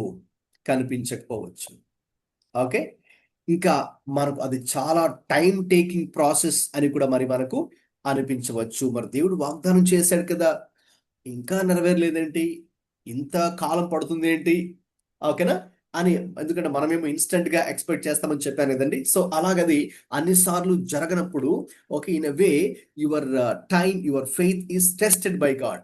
మన యొక్క విశ్వాసాన్ని ప్రభు పరీక్షిస్తున్నాడని మరి మనం తెలుసుకోవాలి. సో మనకు బయట ఎక్స్టర్నల్ సైన్స్ గుర్తులు, విజిబుల్ సైన్స్ మనకేవి కూడా కనిపించకపోవచ్చు.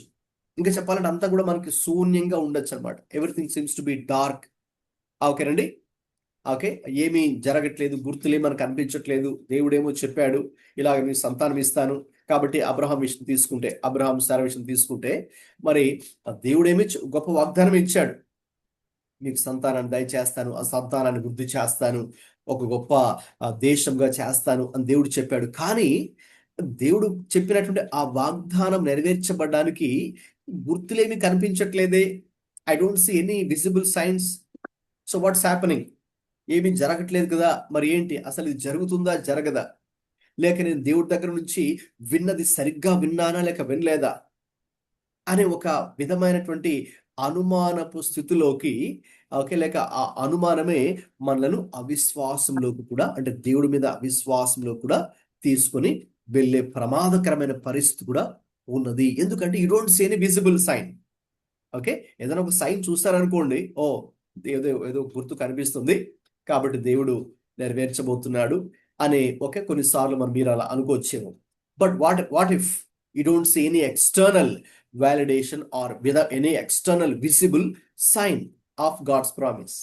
కాబట్టి అటువంటి పరిస్థితులలోనే మనకు ఎటువంటి ఎక్స్టర్నల్ సైన్, విజిబుల్ సైన్ మనకేది కనిపించినటువంటి సమయంలోనే మరి మనము ఏ రీతిగా దేవుని విషయంలో నడుచుకుంటున్నామో, ఓకే, దీని గురించి మళ్ళీ పౌలు గారు 19 అధ్యాయానికి వచ్చినప్పుడు ఇంకా ఫర్దర్ గా ఎక్స్ప్లెయిన్ చేశారు. అక్కడ నేను ఇంకా మరికొద్దిగా ఫర్దర్ గా 18-19 వచనానికి వచ్చినప్పుడు అక్కడ కూడా ఇంకా ఫర్దర్ గా చూద్దాం. ఓకే, అయితే ఇక్కడ మనం ఈ సెక్షన్ లో నేర్చుకోవాల్సినటువంటి ఒక ఆత్మీయమైనటువంటి పాఠం, ఓకే, ఏంటి అని మనం చూసినప్పుడు అక్కడ అప్లికేషన్ ఉంది కదండి. సో దాని కింద ఉన్న లైన్ ఇప్పుడు చదవండి. Even when nothing changes outwardly, God is working inwardly. Don't depend on signs to just sustain your faith. Right, okay, గమనించండి. ఇక్కడ మరి మన జీవితంలో దేవుడైతే వాగ్దానం చేశాడు కానీ ఏమీ జరగడం లేదు అని గనక మీరు అనుకున్నప్పుడు, even when nothing changes outwardly, God is working inwardly. అది చాలా పవర్ఫుల్ స్టేట్మెంట్ అని చెప్పొచ్చండి. అంటే బేస్డ్ ఆన్ దిస్ టెక్స్ట్, ఈ యొక్క 6 నుంచి 12 వచ్చిన ఆధారం చేసుకుని చూస్తే లోపల ఏముంది ఈ టెక్స్ట్ లోపల అబ్రహాం జీవితాన్ని తీసుకున్నప్పుడు, ఓకే, మరి పౌలు గారు కూడా చెప్తున్నట్టుగా మరి ఏది కూడా ఎక్స్టర్నల్ సైన్ ఏది కూడా లేనప్పుడు, okay, what was happening? So బయటకు మనకు బహిరంగంగా ఎటువంటి మార్పు లేనప్పుడు గాడ్ ఈస్ వర్కింగ్ ఇన్వర్డ్లీ. అంటే మన యొక్క జీవితంలో బ్యాక్గ్రౌండ్లో, ఓకే, బిహైండ్ ద సీన్స్ అంటుంటాం కదా. So behind the scenes, okay, మన లైఫ్లో లేకపోతే మన లైఫ్ బ్యాక్గ్రౌండ్ వర్క్, ఓకే, జరుగుతుంది. అంటే మనకి చూడండి, ఒక పెద్ద అపార్ట్మెంట్ లేక పెద్ద బిల్డింగు మనకు కనిపించడానికంటే ముందు, ఓకేనండి, ఏం జరుగుతుంది? ఫస్ట్ ఫౌండేషన్ వేస్తారు. దాని తర్వాత కన్స్ట్రక్షన్ టైంలో కూడా అంతా కూడా కవర్ చేసేసి, ఓకే, కొన్ని చోట్ల కర్టన్స్ తో ఆ బిల్డింగ్ కన్స్ట్రక్షన్ జరుగుతూ ఉంటుంది. అప్పుడు మనకేం కనబడదు కదండి. సో అయితే ఆ కర్టన్స్ అన్ని తీసేసిన తర్వాత, అవన్నీ కూడా వాళ్ళు పెట్టినటువంటి సపోర్టింగ్ అన్ని కూడా తీసేసిన తర్వాత, ఓకేనండి, ఆ బిల్డింగ్ ఒక షేప్ లోకి వచ్చిన తర్వాత వాటికి చక్కగా మరి ఫినిషింగ్ వర్క్స్ అని చేసి పెయింటింగ్ వేసిన తర్వాత చూస్తే, ఓ చాలా బాగా అనిపిస్తుంది కదండి. ఓ ఇక్కడ ఎంత మంచి బిల్డింగ్ వచ్చిందా, అప్పటివరకు మనకు తెలియదు కదండి.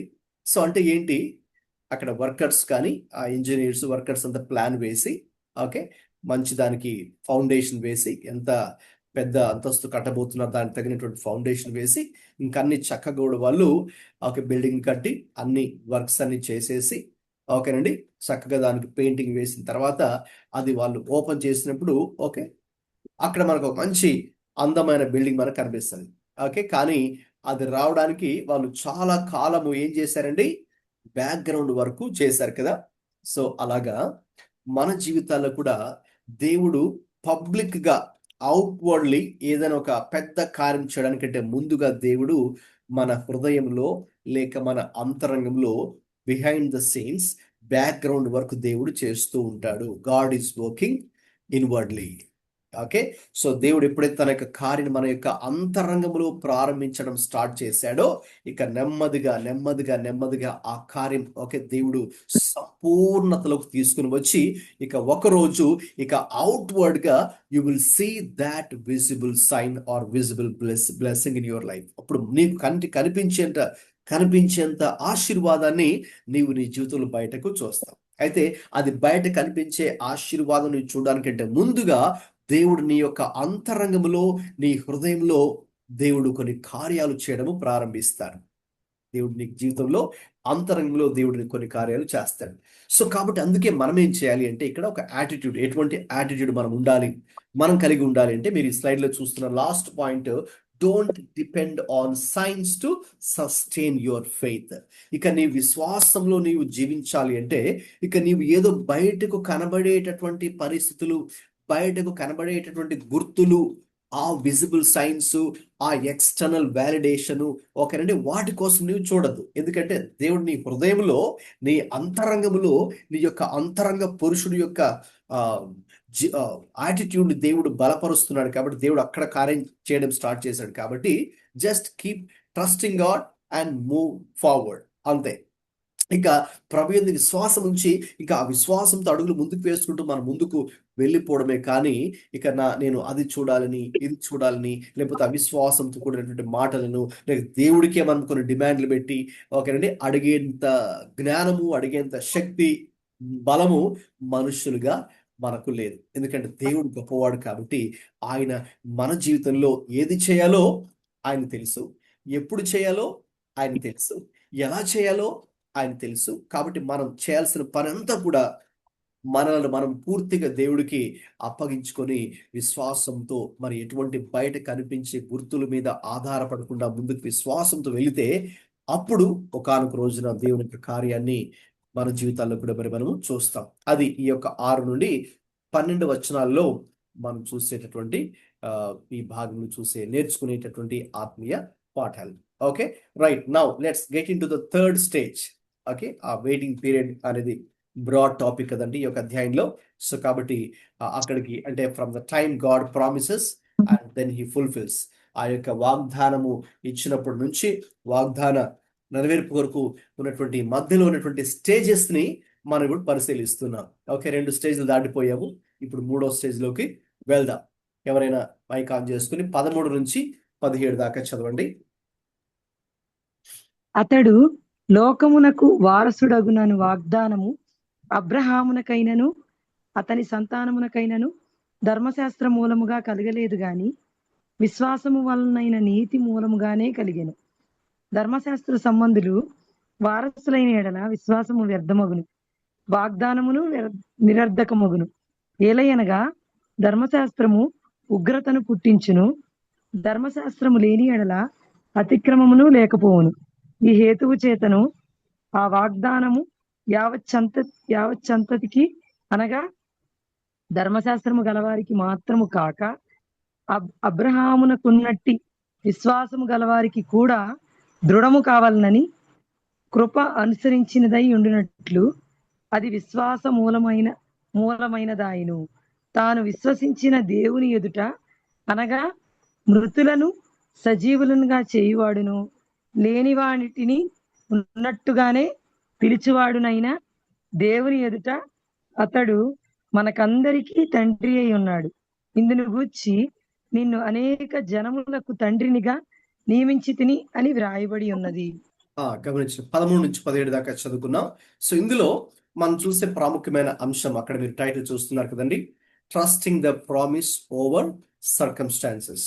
పరిస్థితుల మీద కాకుండా దేవుని యొక్క వాగ్దానము మాత్రమే మరి మనము విశ్వసించాలి. మన యొక్క దృష్టి గమనము పరిస్థితుల మీద కాకుండా ప్రభు యొక్క వాగ్దానం మీద మాత్రమే నిలుపుట అనే అంశాన్ని ఇక్కడ మరి మనము చూస్తున్నాం. మరి ఇప్పుడు అబ్రహాం విషయంలో మరి అతడు ఎలాగ నీతిమంతుడిగా తీర్చిదిద్దబడ్డాడు, లేక అతడు దేవుని యొక్క ఆశీర్వాదాన్ని అతడు సొంతం చేసుకున్నాడు, ఎలాగన అతడు సంతానాన్ని పొందుకున్నాడు, లేక స్వాస్థ్యాన్ని పొందుకున్నాడు అని, లేక ఎలాగున అతని యొక్క సంతతి అంటే అతని యొక్క కుమారుడు ఇస్సాకు, అతని కుమారుడు మరి యాకోబు, అతని కుమారుడు యోసేపు, మరి వారి సంతతి లేక అలాగా మరి ఇశ్రాయేలుగా దేశంగా ఏ రీతి దేవుడు ఆశీర్వదించాడు, దేన్ని ఆధారం చేసుకుని అని కనుక చూస్తే అక్కడ ధర్మశాస్త్ర మూలంగా కలగలేదు. ఓకే, లేకపోతే సున్నతి మూలంగా అది కలగలేదు, లేకపోతే అబ్రహాము చేసిన ఇతర క్రియలను బట్టి, తన సొంత క్రియలను బట్టి కలగలేదు. మరి ఎలాగూ జరిగింది అని కనుక చూస్తే ఇక్కడ 13 స్టార్టింగ్ లోనే మనం చూస్తున్నాం, విశ్వాసము వలనైన నీతి మూలముగానే కలిగెను. అంటే అక్కడ హైలైట్ చేయబడినటువంటి పదము ఏంటంటే విశ్వాసము. అక్కడ మీరు దాన్ని అండర్లైన్ అయినా చేయొచ్చు, సర్కిల్ అయినా చేయొచ్చు, మీ నోట్బుక్ లో దాన్ని కూడా రాసుకోవచ్చు. 13వ వచనం రాసుకొని అక్కడ విశ్వాసము వలనైన నీతి మూలముగానే కలిగెను. అలాగే ఇక 16వ వచనం చివరిలో కూడా అదే మాట ఉంది కదండి. 16వ వచనం చివరిలో కూడా అది విశ్వాసమూలమైన దాయను, అది విశ్వాసమూలమైన దాయను. ఓకే. అలాగే 17 స్టార్టింగ్ లో కూడా ఇంకొక పదాన్ని మీరు అండర్లైన్ చేసుకోవచ్చు. తాను విశ్వసించిన దేవుని ఎదుట, విశ్వసించిన దేవుని ఎదుట. సో ఇలాగా మనకు ఈ వాక్య భాగంలో ఒక 3 సార్లుకు, సుమారు 3 సార్లు ఈ యొక్క విశ్వాస మూలముగా లేక విశ్వాసము ద్వారానే ఓకే దేవుడు ఈ కార్యాన్ని చేశాడు అనే విషయాన్ని అబ్రహాము జీవితాన్ని ఆధారం చేసుకుని ఇక్కడ మనకు పౌలు గారు చెప్తున్నారు. అలాగే మనకు 17వ వచనం చదువుకున్నాం కదండి. ఆ 17వ వచనం చివరిలో ఇందును గూర్చి నిన్ను అనేక జనములకు తండ్రినిగా నియమించితిని అని వ్రాయబడి ఉన్నది అన్నారు కదా. మరి ఎక్కడ వ్రాయబడి ఉన్నది అని కనుక చూస్తే ఆదికాండము 17:5లో అది వ్రాయబడి ఉన్నది. పౌలు గారు ఆ పాత నిబంధనకు సంబంధించిన ఆ వాక్య భాగాన్ని ఎగ్జాక్ట్లీ ఎత్తి వ్రాసి దాన్ని మనకు వివరిస్తున్నారు, లేక రోమిలకు వివరిస్తున్నారు. ఒకసారి ఆ వాక్యం చదువుతారా మరి? ఆదికాండం 17:5.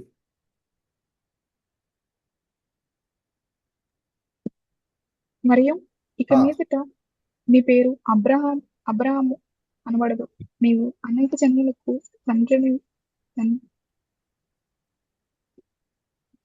ఓకే నిన్ను అనేక జనులకు తండ్రినిగా నియమించితిని కనుక. ఓకే. సో కాబట్టి అక్కడ ఆదికాండము 17:5లో ఆ మాట నిన్ను అనేక జనములకు తండ్రినిగా నియమించుతుని, కాబట్టి ఇక మీద నువ్వు అబ్రహాముగా పిలవబడదు అనేటటువంటి మాట వాగ్దానం అక్కడ మరి మనం చూస్తున్నాం. కాబట్టి పౌలు గారు ఈ అబ్రహాం గురించి ఈ అధ్యాయంలో మనకు చెప్తున్నారు. కాబట్టి ఆయన ఏం చేశారు? ఆదికాండము 17:5లో ఉన్నటువంటి ఈ యొక్క వచనాన్ని ఇక్కడ ఎగ్జాక్ట్లీ ఎత్తి వ్రాసి రోమిలకు రాస్తూ దాన్ని మనకు ఆయన వివరించడము జరిగింది. సో కాబట్టి ఇప్పుడు దేవుడు అబ్రహామును ఏం చేశాడండి? అనేక జనములకు తండ్రినిగా దేవుడు అతన్ని నియమించాడు. It's a great honour, privilege, గొప్ప భాగ్యము, ఆధిక్యత కదండి అబ్రహాం పొందుకున్నాడు. అనేక జనములకు తండ్రినిగా దేవుడు మార్చాడు. ఎలా మార్చాడు? ఏ బేసిస్ మీద, దేన్ని ఆధారం చేసుకుని మరి అబ్రహాముని అనేక జనములకు తండ్రిగా దేవుడు చేశాడు? ధర్మశాస్త్రాన్ని ఆధారం చేసుకున్నా, సున్నతిని ఆధారం చేసుకున్నా, లేక అబ్రహాము యొక్క ఇతర క్రియలను ఆధారం చేసుకున్నా? వేటిని బట్టి కాదు, కేవలము అబ్రహాము దేవుని యందు ఉంచినటువంటి ఆ విశ్వాసము వలన మాత్రమే దేవుడు అతనిని విశ్వాసులకు తండ్రిగా, జనములకు తండ్రిగా దేవుడు అతన్ని నియమించడం జరిగింది. ఓకే. అందుకే మీరు ఇక్కడ స్లైడ్ మీద చూస్తున్నటువంటి ఆ పాయింట్స్ ఒకసారి చదువుతారా త్వరగా? ఫస్ట్ పాయింట్ ఇక్కడ ఉంది, ఏముంది? Abraham's reality. The promise didn't come through. The promise didn't come through the law, but through faith. అవును. సో వాగ్దానము ధర్మశాస్త్రం బట్టి కాదు, విశ్వాసం బట్టి వచ్చింది. రైట్. నెక్స్ట్ అండి. Abraham's reality, old age, Sarah's barrenness, impossible situation, yet he trusted God. గమనించండి, ఇక్కడ మరి దేవుడైతే వాగ్దానం చేశాడండి, మంచిది, ఓకే, వండర్ఫుల్. అయితే ఇప్పుడు ఒకసారి రియాలిటీ మాట్లాడుకుందాం. రైట్. చాలాసార్లు మనకు కూడా అలాగే ఉంటుంది కదండి, కొన్ని మన రియాలిటీ వేరుగా ఉంటుంది. So when it come to reality, Abraham విషయంలో రియాలిటీ ఏంటి అంటే ఆయన ముసలివాడు, ఓల్డ్ ఏజ్, ఓకే, పెద్ద వయసు. అలాగే మరి శారా మరి గొడ్రాలుగా ఉన్నది, ఓకే, పిల్లల్ని కనేటటువంటి స్థితి న్యాచురల్గా మరి లేదు. సో ఒక విధంగా చెప్పాలంటే ఫిజికల్గా, భౌతికంగా మనం చెప్పాలంటే it's an impossible situation. Okay. Even doctors అయినా కూడా ఇట్ ఈస్ ఇంపాసిబుల్ అని వాళ్ళు కూడా చెబుతారు. న్యాచురల్గా మాట్లాడాలంటే ముఖ్యంగా అబ్రహాము శారాలకు సంతానం పొందుకునే విషయం గురించి ఒకసారి ఆలోచిస్తే it is an impossible situation కదండి. అయితే అబ్రహాము శారాలు ఏం చేశారు మరి? అటువంటి పరిస్థితుల్లో కూడా ఏం చేశారు? Yet he trusted God. Yet he trusted God.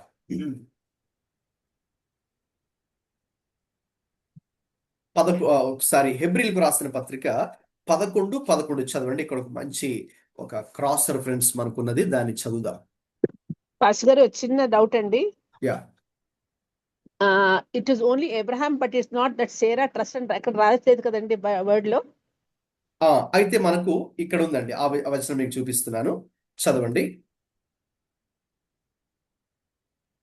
విశ్వాసమును బట్టి హెబ్రీ శారాయు 11:11, హీబ్రూస్ 11:11. విశ్వాసమును బట్టి శారాయు వాగ్దానము చేసిన వాడు నమ్మదగిన వాడని ఎంచుకొనెను గనుక తాను వయస్సు గతించినదైనను గర్భము ధరించుటకు శక్తి పొందెను. అదండి exact answer to your question అండి.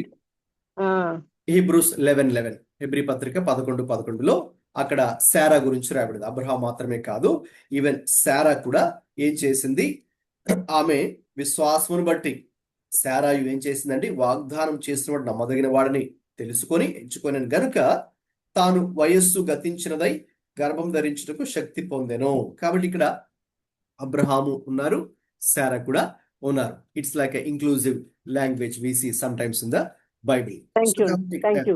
ఓకే, సో కాబట్టి ఇక్కడ ఇట్స్ బోత్. ఓకేనండి, అబ్రహాము అలాగే శారా. అలాగే మీకు ఇంకా ఇది అర్థం కావాలంటే మీరు ఆదికాండం జెనసిస్ లో యూ కెన్ రీడ్ చాప్టర్ 19 తర్వాత, not now, you can read it later. Chapter 19 లో కూడానండి అక్కడ కూడా చాలా స్పష్టంగా మరి అక్కడ దేవుడు ఒక 3 గెస్ట్ లాగా వస్తారు కదండి.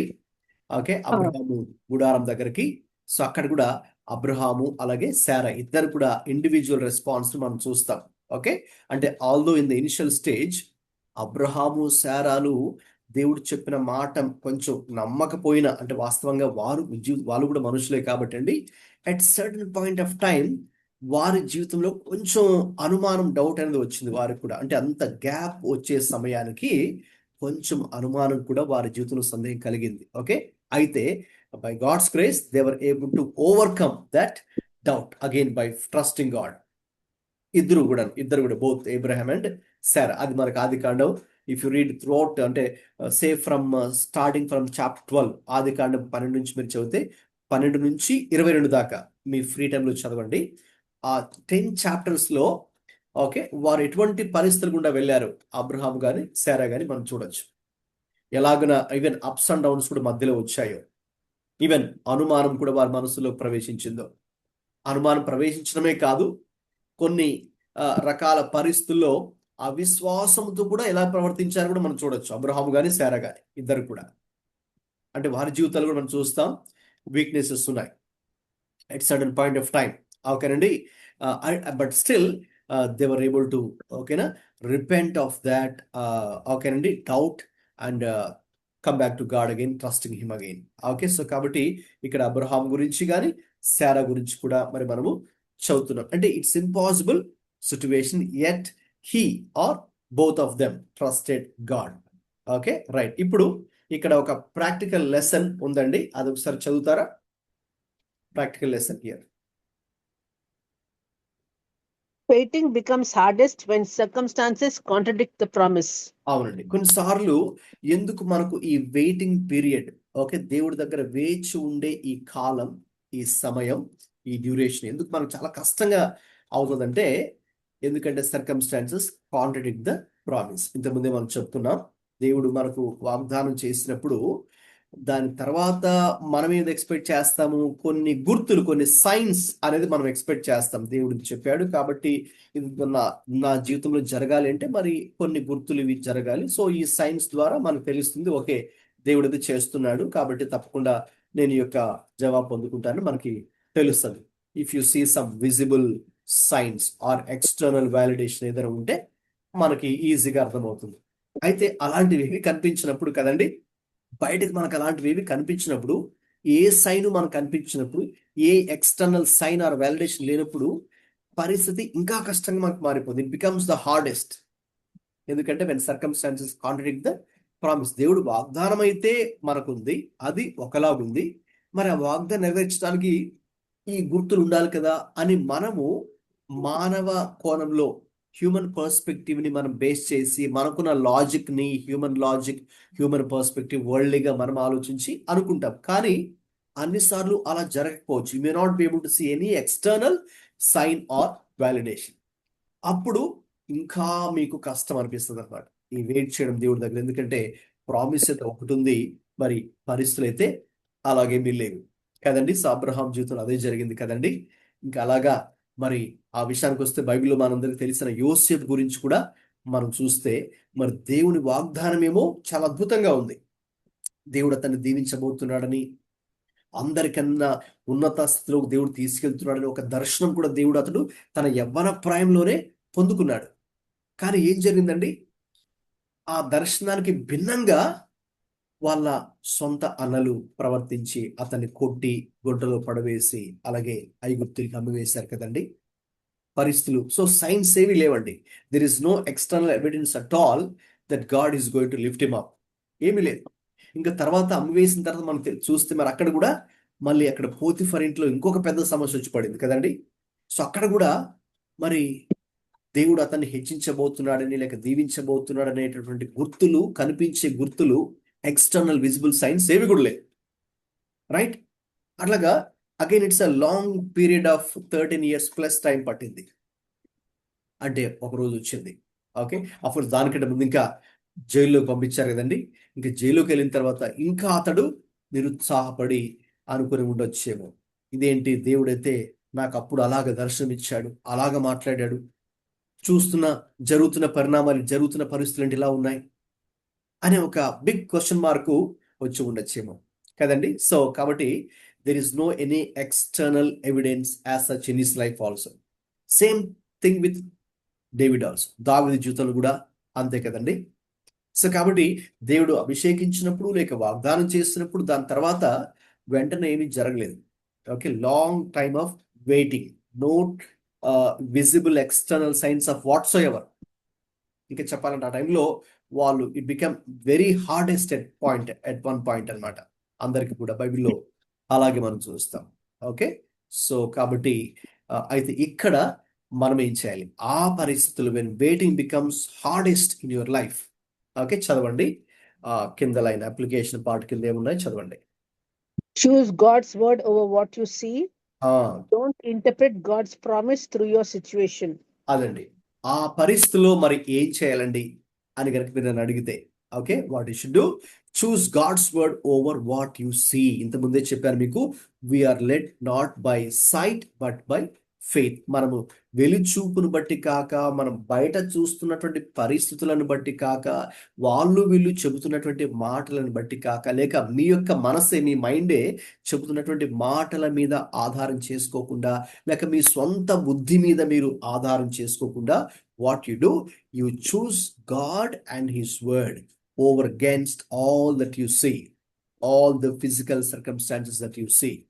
మనం చూస్తున్నటువంటి వీటిని బట్టి కాకుండా మనం దేవుడు ఏం చెప్పాడు, దేవుడి మీద మన దృష్టి పెట్టాలి. దేవుడు నాకు ఏమి వాగ్దానం చేశాడు, దేవుడు నాకు ఏది చూపించాడు, లేక దేవుడు నాకు దేన్ని బయలుపరిచాడు, లేక ఆయన వాక్యం ఏం చెబుతుంది, ఓకే అని నీ యొక్క కోణంలో నుంచి ఆలోచించడం మానేసి దేవుని యొక్క కోణంలో నుంచి చూడడం ప్రారంభించు. Stop seeing things from your perspective and start seeing everything from God's perspective, God's point of view. ఎందుకంటే దేవుడు చెప్పినట్టుగా మీ తలంపుల కంటే, మీ ఆలోచనల కంటే నా తలంపులు, నా ఉద్దేశాలు చాలా గొప్పవి అని దేవుడు చెప్తున్నాడు. కాబట్టి choose God's word over what you see. అలాగే చివరిగా మనం చూస్తున్నట్టుగా, don't interpret God's promise through your situation.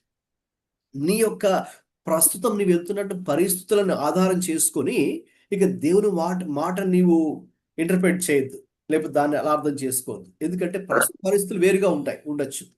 నేను చెప్పినట్టుగా మరి ఇక్కడ అబ్రహాం విషయంలో కావచ్చు, లేకపోతే దావీదు యోసేపు విషయంలో కూడా కావచ్చు, ప్రస్తుత పరిస్థితులు బట్టి అయితే యూ కెనాట్ ఇంటర్ప్రెట్. ఎందుకంటే ప్రస్తుత పరిస్థితులు కష్టంగా ఉండొచ్చు, ప్రశ్నార్థకరంగా ఉండొచ్చు.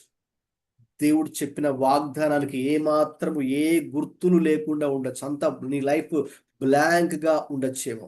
ఓకేనండి, చాలా డౌన్ టైమ్స్ లో ఓకేనా మీరు వెళ్తూ ఉండొచ్చేమో.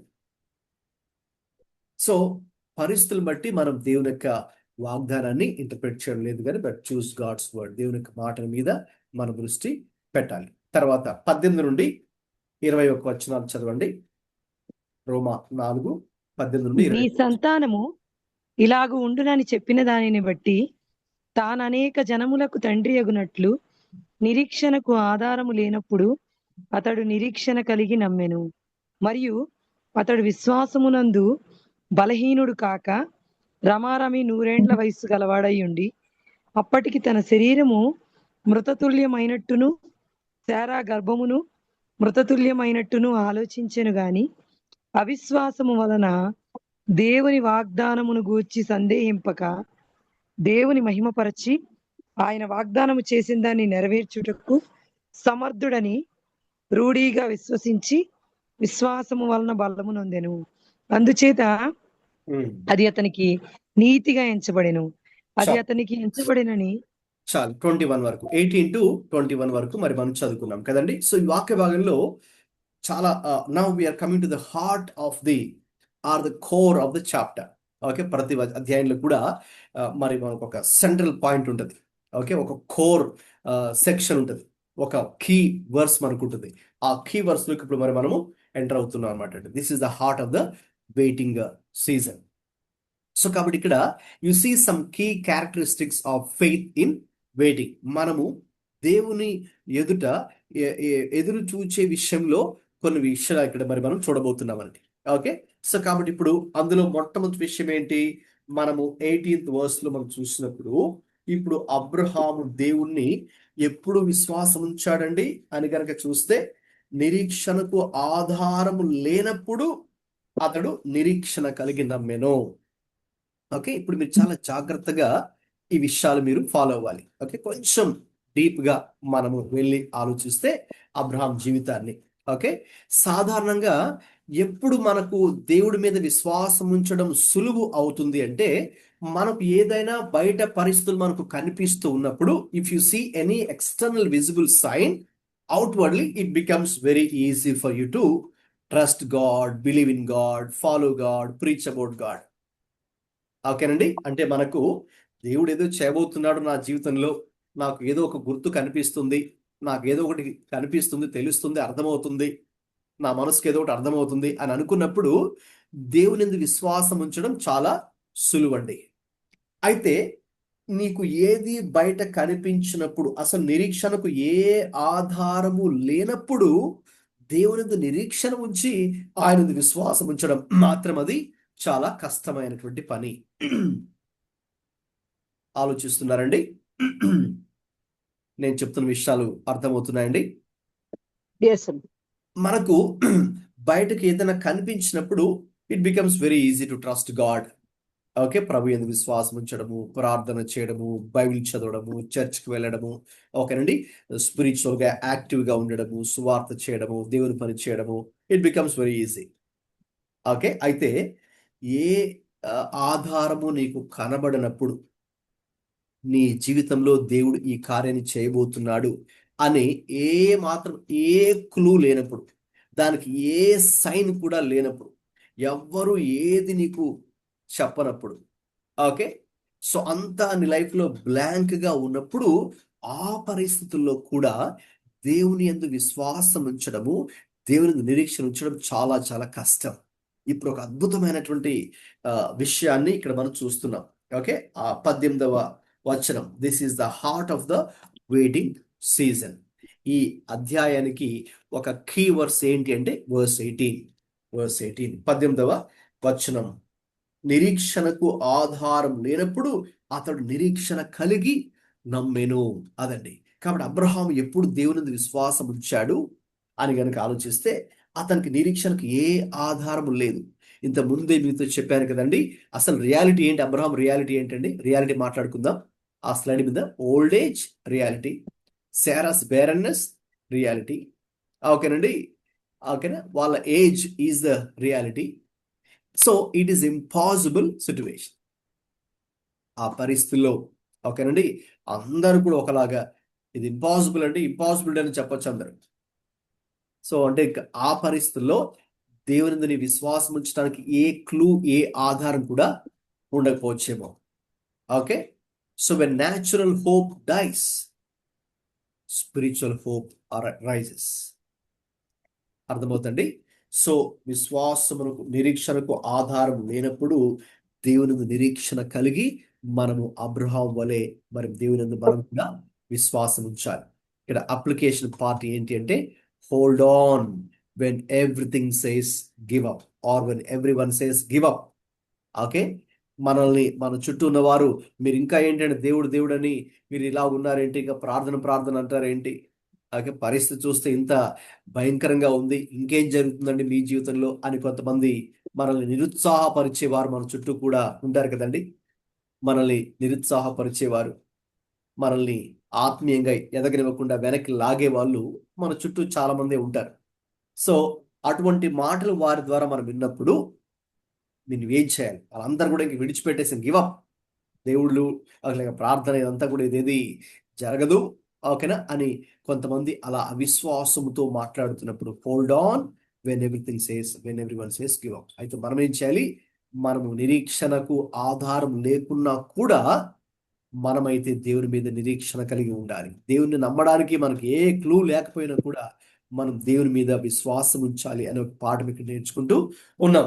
అలాగే 19 వచనం ప్రకారం చూస్తే, మరియు అతడు విశ్వాసమందు బలహీనుడు కాక రమారమి 100 ఏండ్ల వయస్సు గలవాడే ఉండి అప్పటికి తన శరీరం మృతతుల్యమైనట్టును శారా గర్భమును మృతతుల్యమైనట్టును ఆలోచించను గాని.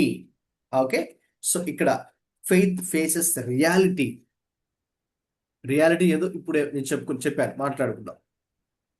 అయితే అబ్రహాం కూడా ఎస్, ఈ అక్నాలెడ్జ్ ద ఇంపాసిబిలిటీ, రియాలిటీ ఇది, ఓకేనండి. అతని వయసు విషయంలో కానీ లేక శారా విషయంలో కానీ, ముఖ్యంగా గర్భము దాల్చే విషయంలో, సంతానం పొందుకునే విషయంలో దేవుడు ఆ విషయంలో వాగ్దానం చేశాడు కదా.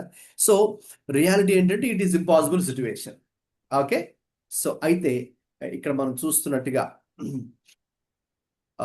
Faith is not denial, it is confidence in God despite facts. So విశ్వాసము ఏంటి అంటే వాస్తవాలని మనము డినై చేయలేం, కానీ అయితే వాస్తవము అలా ఉన్నా కూడా నా దేవుడు ఇది చేయగలడు అని విశ్వాసం ఉంచడమే అది గొప్ప విషయం.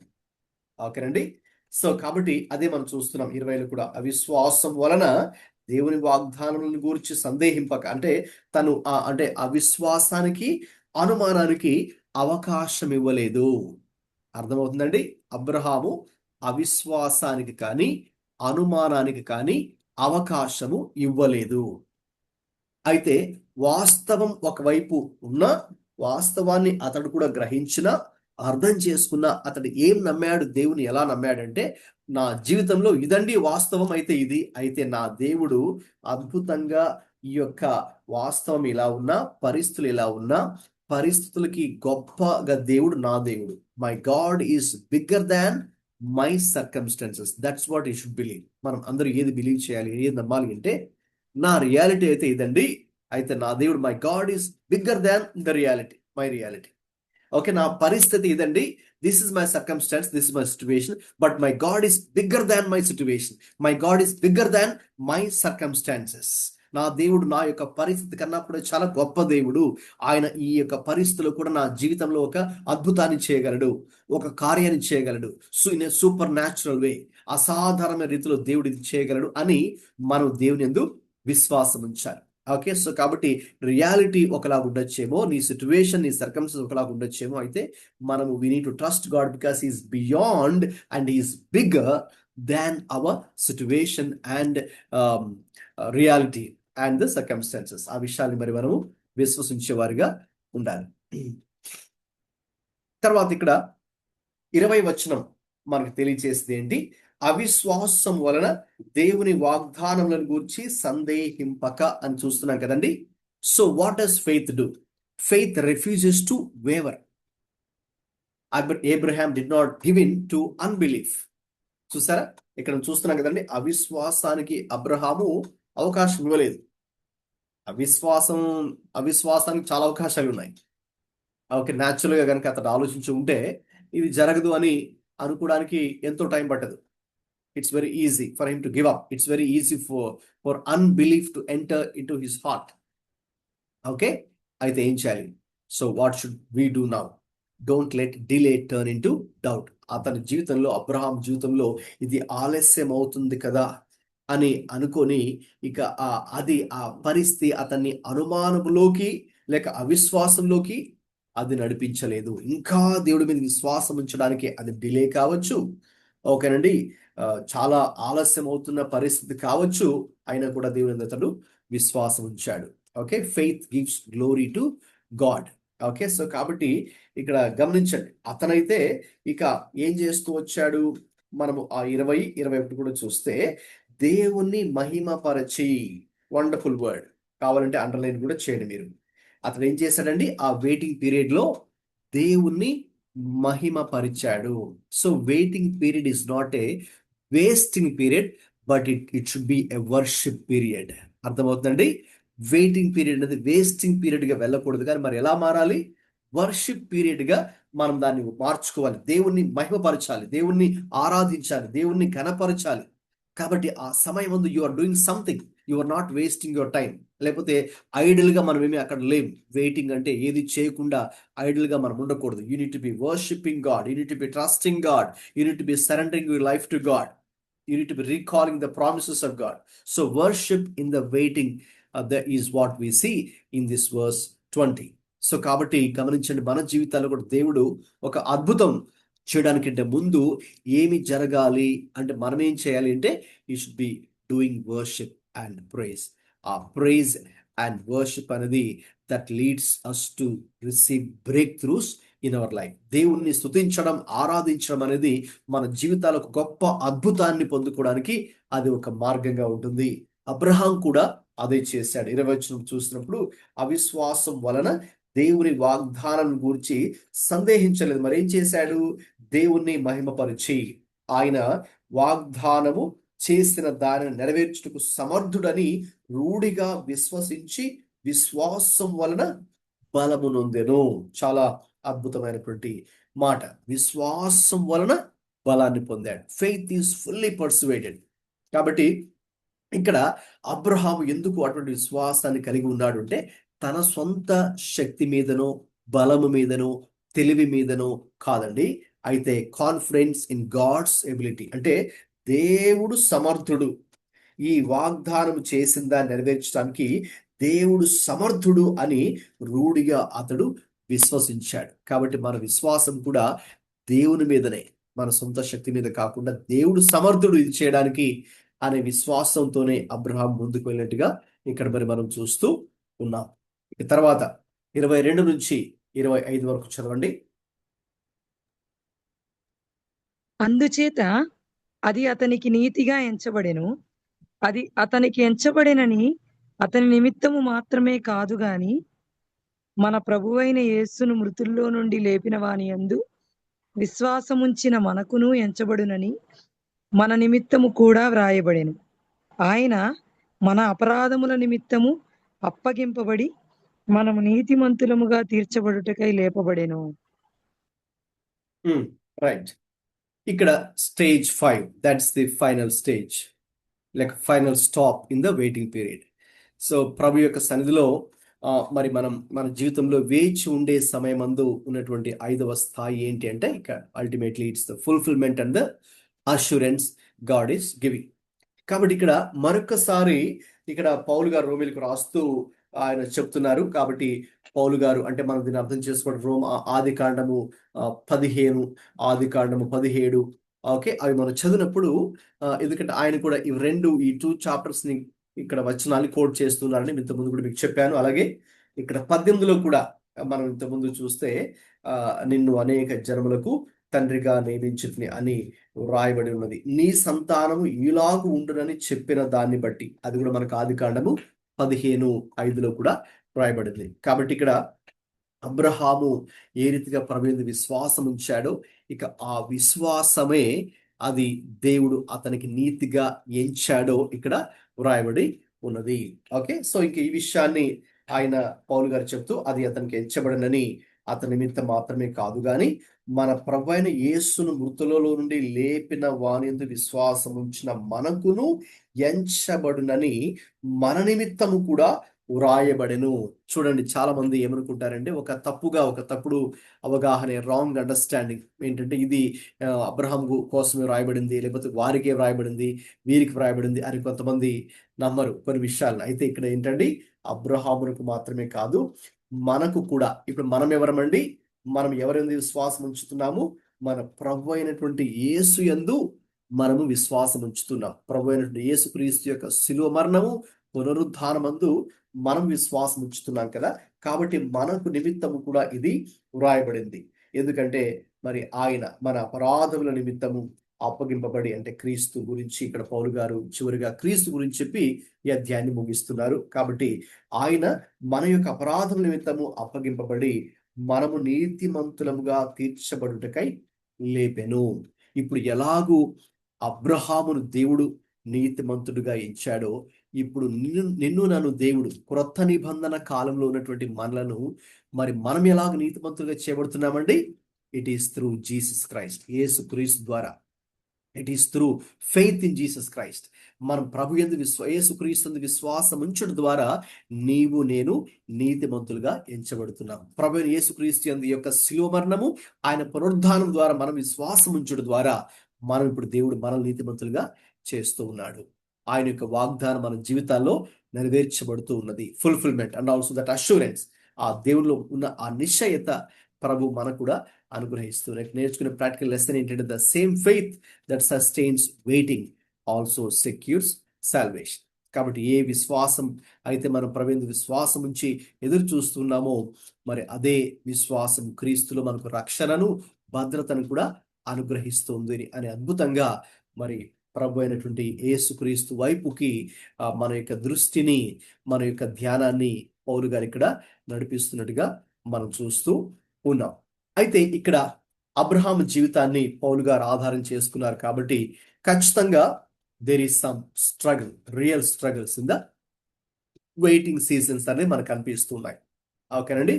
కాబట్టి మనం చూసినప్పుడు అబ్రహాం జీవితాన్ని తీసుకుని చూస్తే ముఖ్యంగా కొన్ని స్ట్రగుల్స్ కూడా మనం చూద్దాం. అంటే కొన్ని డ్రాబ్యాక్స్ మనం చూద్దాం. మొట్టమొదటిగా అసహనం అనేది అబ్రహాము జీవితంలో లేక శారా జీవితంలో కూడా కలిగింది. ఇంపేషన్స్. మీరు అక్కడ స్లైడ్ మీద చూస్తున్నారుగా, ఇది మనం చూడడానికి ఇప్పుడు ప్రస్తుతానికి చదవడానికి టైం లేదు, కానీ మీరు తర్వాత ఆదికాండం 16 చదవండి. అక్కడ అబ్రహాము జీవితంలో కూడా ఏ రీతిగా అసహనం కలిగింది. అబ్రహాం శారా విషయంలో ఇద్దరు కలిపి చెప్తున్నారు. అసహనం కలిగింది. ఆ అసహనమే అవిశ్వాసానికి నడిపించింది. ఇక ఆ అవిశ్వాసమే వారు ఒక చేయరానిటువంటి ఒక కార్యానికి నడిపించింది. హాగర్ విషయంలో మనం చూస్తే. ఓకే. సో కాబట్టి ఇంకా అక్కడ ఒక విధంగా చెప్పాలంటే వారిలో కూడా ఒక విధమైన అసహనము, అవిశ్వాసం. దేవుడు వాగ్దానం చేశాడు, మరి ఇంకా ఏమి జరగట్లేదు. కాబట్టి ఇక మనం ఏం చేయాలి, మనం ఏం చేయగలము దాన్ని చేద్దామని మన సొంత శక్తిని, సొంత తెలివిని, సొంత ప్రయత్నాలలో అబ్రహాము శారా ఉన్నప్పుడు, నువ్వు అక్కడ శారా మరి హాగరు విషయంలో, తర్వాత హాగరుకి మరి అబ్రహాము హాగరుతో వెళ్ళినప్పుడు ఏ రీతిగా ఇష్మాయిల్ పుట్టాడు. ఓకేనండి. ఒక విధంగా చెప్పాలంటే తమ సొంత దేవుని యొక్క ప్రణాళికను ప్రక్కన పెట్టి తమ సొంత ఆలోచనలు, సొంత ప్రయత్నాలు వెళ్ళినప్పుడు ఎటువంటి అక్కడ ఒక దుష్పరిణామం జరిగిందో కూడా మనం చూడొచ్చు. He was trying to force God's timing. ఓకేనండి. దేవుడు అంటే ఒక సమయాన్ని పెట్టాడు. అయితే దేవుని సమయం కొరకు ఎదురు చూడకుండా మనం సొంతంగా మనం ముందే ఏదో ప్రయత్నం చేయాలనుకున్నప్పుడు ఒక విధమైనటువంటి నష్టము అక్కడ ఎదుర్కోవడం చూస్తున్నాం. ఓకే. ఇంపేషన్స్, అవిశ్వాసము, అసహనము అవిశ్వాసాన్ని నడిపించింది, ఆ అనుమానాన్ని నడిపించింది. ఆ అనుమానమే మరి అవిశ్వాసానికి నడిపించినట్టుగా మనం చూస్తున్నాం. ఇవి కొన్ని డ్రాబ్యాక్స్. అబ్రహాము శారాల జీవితంలో కూడా కొన్ని మైనస్ పాయింట్స్ అని ఇక్కడ మరి మనము చెప్పొచ్చు. రియల్ స్ట్రగుల్స్ అయితే ఉన్నాయి. అయితే నేను ముందే చెప్పినట్టుగా వారు కూడా ఒకానొక సమయమందు ఇక ఆ అసహనం కలగడం, అసహనము అవిశ్వాసానికి నడిపించడం, ఆ అవిశ్వాసంతో కూడిన కొన్ని కార్యాలు, చేయకూడని పనులు వారు కూడా చేశారు. ఓకే. అయితే చివరికి మరి దేవుడు వారి పట్ల సహనాన్ని కలిగి ఉన్న దేవుడు కాబట్టి వారు కూడా అది తర్వాత గుర్తించి వారు కూడా ఆ విషయంలో దేవుడి దగ్గర వారు పశ్చాత్తాపంతో దేవుని యొక్క సన్నిధిలో వారు కూడా మరి ముందుకు వెళ్ళినప్పుడు దేవుడు నమ్మదగిన వాడుగా తర్వాత కొన్ని పరిస్థితుల్ని దేవుడే కొన్ని సెట్ రైట్ చేసి ఇక సరి చేసి వారి జీవితంలో ఏది జరగాలో చివరికి అబ్రహాం జీవితంలో దాని దేవుడు జరిగించినట్టుగా మనం చూస్తూ ఉన్నాం. రైట్. సో ఇక్కడ ప్రాక్టికల్ గా కొన్ని విషయాలు నేను మీతో మాట్లాడి ముగింపులోకి మనం వెళ్దామండి.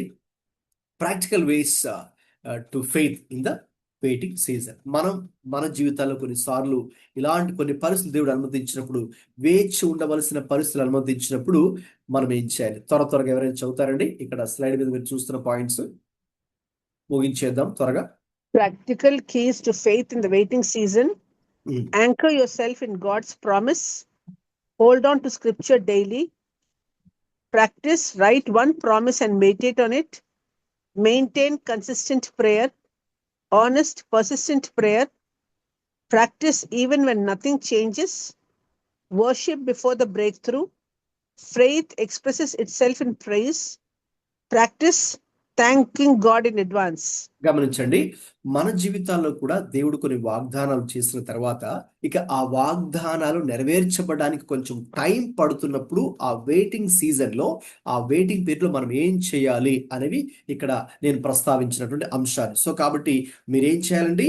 పరిస్థితుల వైపు చూడకుండా ప్రభు యొక్క మాట, అదే లేఖనాలు, వాక్యం, ఓకే, దాని మీద మన యొక్క దృష్టిని పెట్టాలి. మన విశ్వాసం కూడా అక్కడే ఉంది. అందుకే ప్రాక్టికల్గా okay, right one promise and meditate on it. Okay, మీ బుక్లో, మీ డైరీలో, మీ జర్నల్లో ఆయన మీకు ఇచ్చిన ఒక వాగ్దానాన్ని రాసుకొని దాన్ని ధ్యానించండి.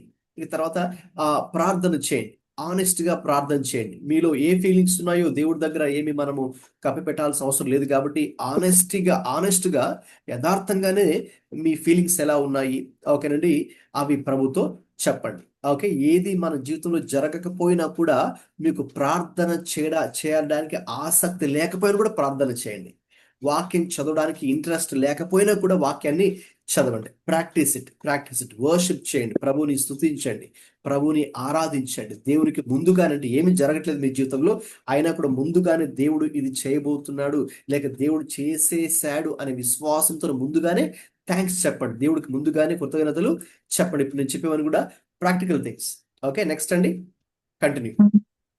Stay obedient in small things. Don't pause obedience. Practice be faithful in daily responsibilities. Guard your mind against doubt. Replace negative thoughts with truth. Practice speak God's word over your situation. Remember God's track record. Recall past faithfulness. Practice keep faith journal. Right. కాబట్టి ఒక డైరీలో, మీ జర్నల్లో, కాబట్టి ఇవన్నీ రాసుకుంటూ దేవుడు ఎలా మీతో మాట్లాడుతున్నాడు, దేవుడు ఏ వాగ్దానం ఇచ్చాడు, మీరేం చేస్తున్నారు, చిన్న చిన్న విషయాల్లో కూడా మీరు ఎలాగ స్పందిస్తూ ఉన్నారు, ఓకేనండి. అలాగే మీకు ఒక డౌట్ వచ్చింది, నెగిటివ్ థాట్స్ వచ్చాయనుకోండి, ఓకే, నెగిటివ్ థాట్స్ వచ్చినప్పుడు, ఓకేనా, మీరు వెంటనే ఇక ఆ నెగిటివ్ థాట్స్ని ఎంటర్టైన్ చేయకండి. ఓకే, లేక సాతాను మిమ్మల్ని శోధిస్తున్నప్పుడు, ఓకేనండి, వాటికి ఇంకా స్టార్టింగ్లోనే మనం అలర్ట్ అవ్వాలి, మనం అర్థం చేసుకోవాలి, మనం దాన్ని డిజర్న్ చేయాలి. డిజర్న్ చేసి వెంటనే ప్రభు దగ్గరికి వెళ్ళడము, వాక్యాన్ని చదవడము, ఓకేనండి. అలాగే ఏం చేయాలి? చదివిన వాక్యాన్ని ఏదో చదవడం మాత్రమే కాదు. Don't simply read and stop there. What you should do? Go one step ahead and speak God's word over your situation. మీ పరిస్థితి ఏదైతే ఉన్నదో ఆ పరిస్థితిలో దేవుని వాక్యాన్ని మాట్లాడండి. ఉదాహరణకి మరి దేవుడేమో, ఇదిగో నీవు you are an overcomer అని దేవుడు చెప్పాడు. So tell the devil or tell yourself, okay, మీరు డిస్కరేజ్ అయినప్పుడు దేవుడు నాకు విజయాన్ని ఇవ్వబోతున్నాడు. God is going to give me victory, like God is on my side, దేవుడు నా పక్షంగా ఉన్నాడు అని దేవుని యొక్క వాక్యాన్ని మీ పరిస్థితుల్లో, ఓకేనా, దానిని మాట్లాడాలి. కేవలము అది వెరీ ఇంపార్టెంట్. మనము స్టడీ చేయడం మాత్రమే కాదు, దీన్ని గాడ్స్ వర్డ్ని మెమరైజ్ చేయడం మాత్రమే కాదు, లేక డిస్కస్ చేయడం మాత్రమే కాదు, కానీ speak God's word over your situation. మీ వ్యక్తిగత జీవితాల్లో ఎటువంటి పరిస్థితులు మీరు డైలీ లైఫ్లో ఎక్స్పీరియన్స్ చేస్తున్నారో ఆ పరిస్థితుల్లో మీరేం చేయాలి? Speak God's word. దేవుని వాక్యంలో ప్రతి పరిస్థితి తగినటువంటి ప్రతి వచనము, ఎన్నో వచనాలు ఇందులో ఉన్నాయి కదా, మీ పరిస్థితి తగ్గట్టుగా ఆ వచనాన్ని ఎత్తి విశ్వాసంతో చెప్పండి. ఇది ఏదో మ్యాజికల్ ఫార్ములా లాగా కాదు, కానీ విశ్వాసంతో అది మన వాక్యాన్ని ఎత్తి చెప్పినప్పుడు, ఓకే, దేవుడు నమ్మదగిన వాడు కాబట్టి దేవుడు మన జీవితాల్లో కార్యం చేసే దేవుడై ఉన్నారు. ఇక చదవండి నెక్స్ట్ స్లైడ్ లో. Powerful truth from Romans 4 for waiting seasons. Faith is not tested when promises are fulfilled, but when they are delayed. Next. God works in the waiting, not just in the outcome. The longer the wait, the deeper the faith can grow. Faith rests in who God is, not in what we see. Waiting seasons prepare you for greater responsibility. ఈ 4వ అధ్యాయం రోమాపత్రిక 4వ అధ్యాయం నుంచి చివరిగా మనం నేర్చుకునేటువంటి ప్రాముఖ్యమైనటువంటి ఆత్మీయ సత్యాలు ఏవైనా ఉన్నాయంటే గమనించండి. మన విశ్వాసం ఎప్పుడు పరీక్షించబడుతుందంటే వాగ్దానాలు నెరవేరిన తర్వాత కాదు, కానీ ఆ వాగ్దానాలు నెరవేర్పు మధ్యలో ఉన్న సమయం ఉందే ఆ వెయిటింగ్ పీరియడ్. ఓకేనండి, ఆ వెయిటింగ్ సీజన్, అక్కడ మనకి విశ్వాసము పరీక్షించబడుతుంది. ఓకే, అలాగే నేను చెప్పినట్టుగా దేవుడు కూడా ఆ వెయిటింగ్ టైంలో God is working behind the scenes. మన అంతరంగంలో దేవుడు అయితే కార్యం చేస్తూ ఉన్నాడు. ఇంకా చెప్పాలంటే వెయిటింగ్ పీరియడ్ ఎంత లాంగ్ ఉంటుందో అంత లోతైన విధానంలో మన విశ్వాసం కూడా ఎదగగలదు. కాబట్టి మనం ఏం చేయాలంటే, మనం బయటికి ఏదైతే చూస్తున్నామో, మన కంటికి ఏదైతే కనిపిస్తుందో వాటి మీద మీరు డిపెండ్ అవ్వకుండా అయితే దేవుడి మీద మనము ఆధారపడాలి. ఇంకా చెప్పాలంటే ఈ వెయిటింగ్ సీజన్స్ మనం దేనికోసం ప్రిపేర్ చేస్తాయంటే, భవిష్యత్తులో మీరు తీసుకుపోయే ఒక గొప్ప బాధ్యతలను మీరు తీసుకోవడానికి దేవుడు ఈ చిన్న చిన్న వెయిటింగ్ పీరియడ్స్ దేవుడు ఉపయోగించుకోబోతున్నాడు. ఓకే, సో కాబట్టి ఇప్పుడు ఇక్కడ మనకు మనముగా వేసుకోవాల్సిన కొన్ని ప్రశ్నలు ఇక్కడ ఉన్నాయి, ఒక 5 ఉన్నాయి. వాటిని చదవండి. Reflection questions. What promise of God are you currently waiting on? What is challenging your faith now, right now? Are you focusing more on circumstances or on God's promise? How can you actively grow your faith this week? What step of obedience can you take while waiting? గమనించండి, ఇప్పుడు మీకు మీరుగా నాకు నేనుగా వేసుకోవాల్సిన ప్రశ్నలు ఇవి. Reflection after okay studying this chapter. Okay, మనం ముగింపులోకి వస్తున్నాం కాబట్టి ఇప్పుడు మనకు మనం వేసుకోవాల్సిన ప్రశ్న ఏంటంటే, ఇప్పుడు ప్రస్తుతం మీరు దేవుడిచ్చిన ఏ వాగ్దానం కొరకు కనిపెడుతున్నారు ఒకసారి రాసుకోండి. ఇక తర్వాత మీ విశ్వాసాన్ని పరీక్షించేదిగా, సవాలు చేసేదిగా ఏ పరిస్థితి ఉందో ఒకసారి అబ్జర్వ్ చేయండి. అలాగే మీరు ప్రాక్టికల్గా పరిస్థితుల మీద ఎక్కువగా ఫోకస్ చేస్తున్నారు, లేకపోతే దేవుడిచ్చిన వాగ్దానం మీద ఫోకస్ చేస్తున్నారు కూడా ఒకసారి ఆలోచించండి. అలాగే ఇప్పుడు నీ విశ్వాసంలో మీరు ఎదగడానికి నీకు ఈ వారంలోనే ఇప్పుడే ఓకేనండి, how can you actively grow your faith? మీ విశ్వాసంలో ఎదగడానికి ఈ వారం మీరు ఏం చేయగలరు? What can you do right now, right away, right after this Bible study, this week, this month, coming days, coming season? What can you do? ఆలోచించండి, ప్రాక్టికల్గా ఆలోచించండి. తర్వాత ఇప్పుడు దేవుని యొక్క మాటకు లోబడ్డానికి ఈ వెయిటింగ్ పీరియడ్లో ఓకే మీరు ఎటువంటి విధేయతతో కూడా నిర్ణయం తీసుకుంటారో ఆలోచించండి. ఇవన్నీ కూడా ఎవరికి వారుగా వేసుకోవాల్సిన ప్రశ్నలు, ఎవరికి వారుగా తీసుకోవాల్సినటువంటి నిర్ణయాలు, పర్సనల్ డెసిషన్స్. Okay right. ఇంకా ఇన్ కంక్లూజన్ ఓకేనండి, మనం చూసిన విషయం ఏంటంటే రోమాపత్రిక 4వ అధ్యాయంలో Romans 4 shows us that waiting is not a delay of God's plan. It is part of it. కాబట్టి ఈ వేచి ఉండడం అనేది ఏదైతే ఉన్నదో అది దేవుని వాగ్దానాలను లేక దేవుని ప్రణాళికను ఆలస్యం చేసేది కాదండి. అయితే అది దేవుని ప్రణాళికలో కూడా ఉన్నది. అంటే ఆ వెయిటింగ్ టైం అనేది దేవుని ప్రణాళికలో ఉన్నది అని మనం తెలుసుకోవాలి. Like Abraham, we are called to believe when it is hard.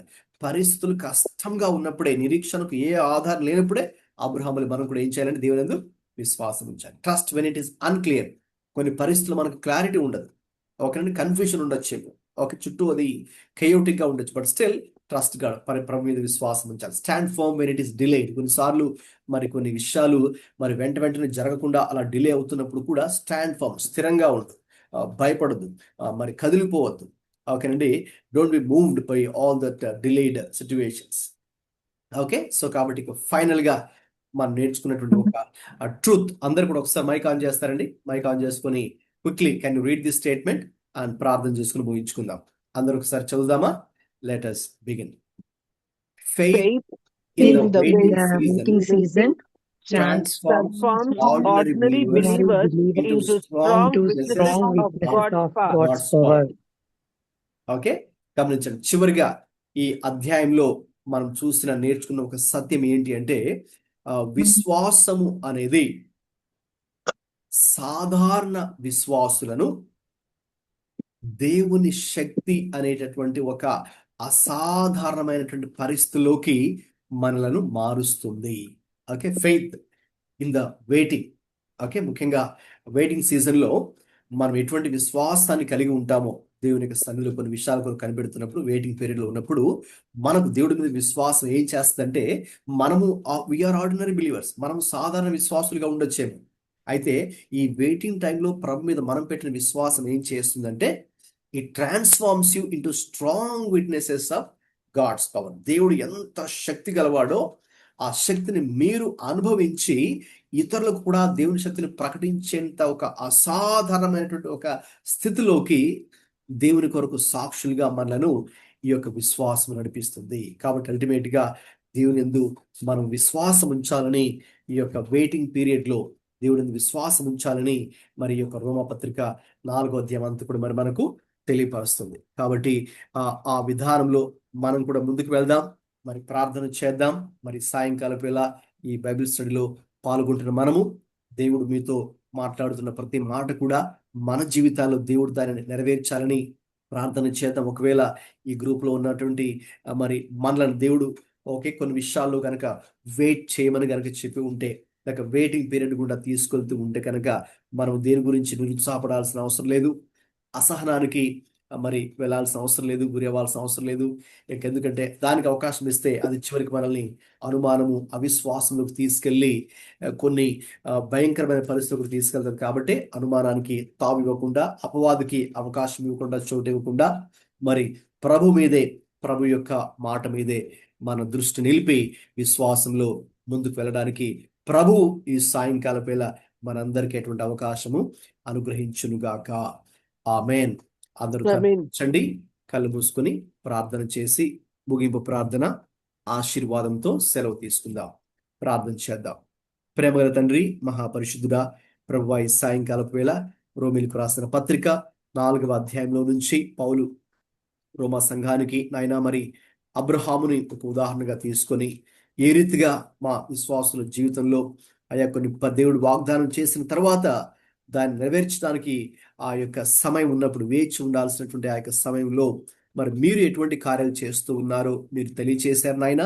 అందరిని బట్టి మీకు స్తోత్రాలు. అలాగే విశ్వాసులుగా మేము కూడా ఏమి చేయాలో ఈ యొక్క వెయిటింగ్ పీరియడ్లో దేవుడు ఒక వాగ్దానం మాకు ఇచ్చినప్పుడు, లేక దేవుడు ఒక విషయాన్ని మాకు తెలియపరిచినప్పుడు, బయలుపరిచినప్పుడు, చూపించినప్పుడు, ఇక తర్వాత మేము ఒకవేళ అది జరగడానికి, నెరవేర్పులోకి రావడానికి కొంత సమయం పడుతున్నప్పుడు ఈ మధ్యలో ఈలోపు మేమేం చేయాలో ప్రభా, మా విశ్వాసం ఎలా ఉండాలో మీరు చెప్పినందుకు స్తోత్రాలు నాయనా.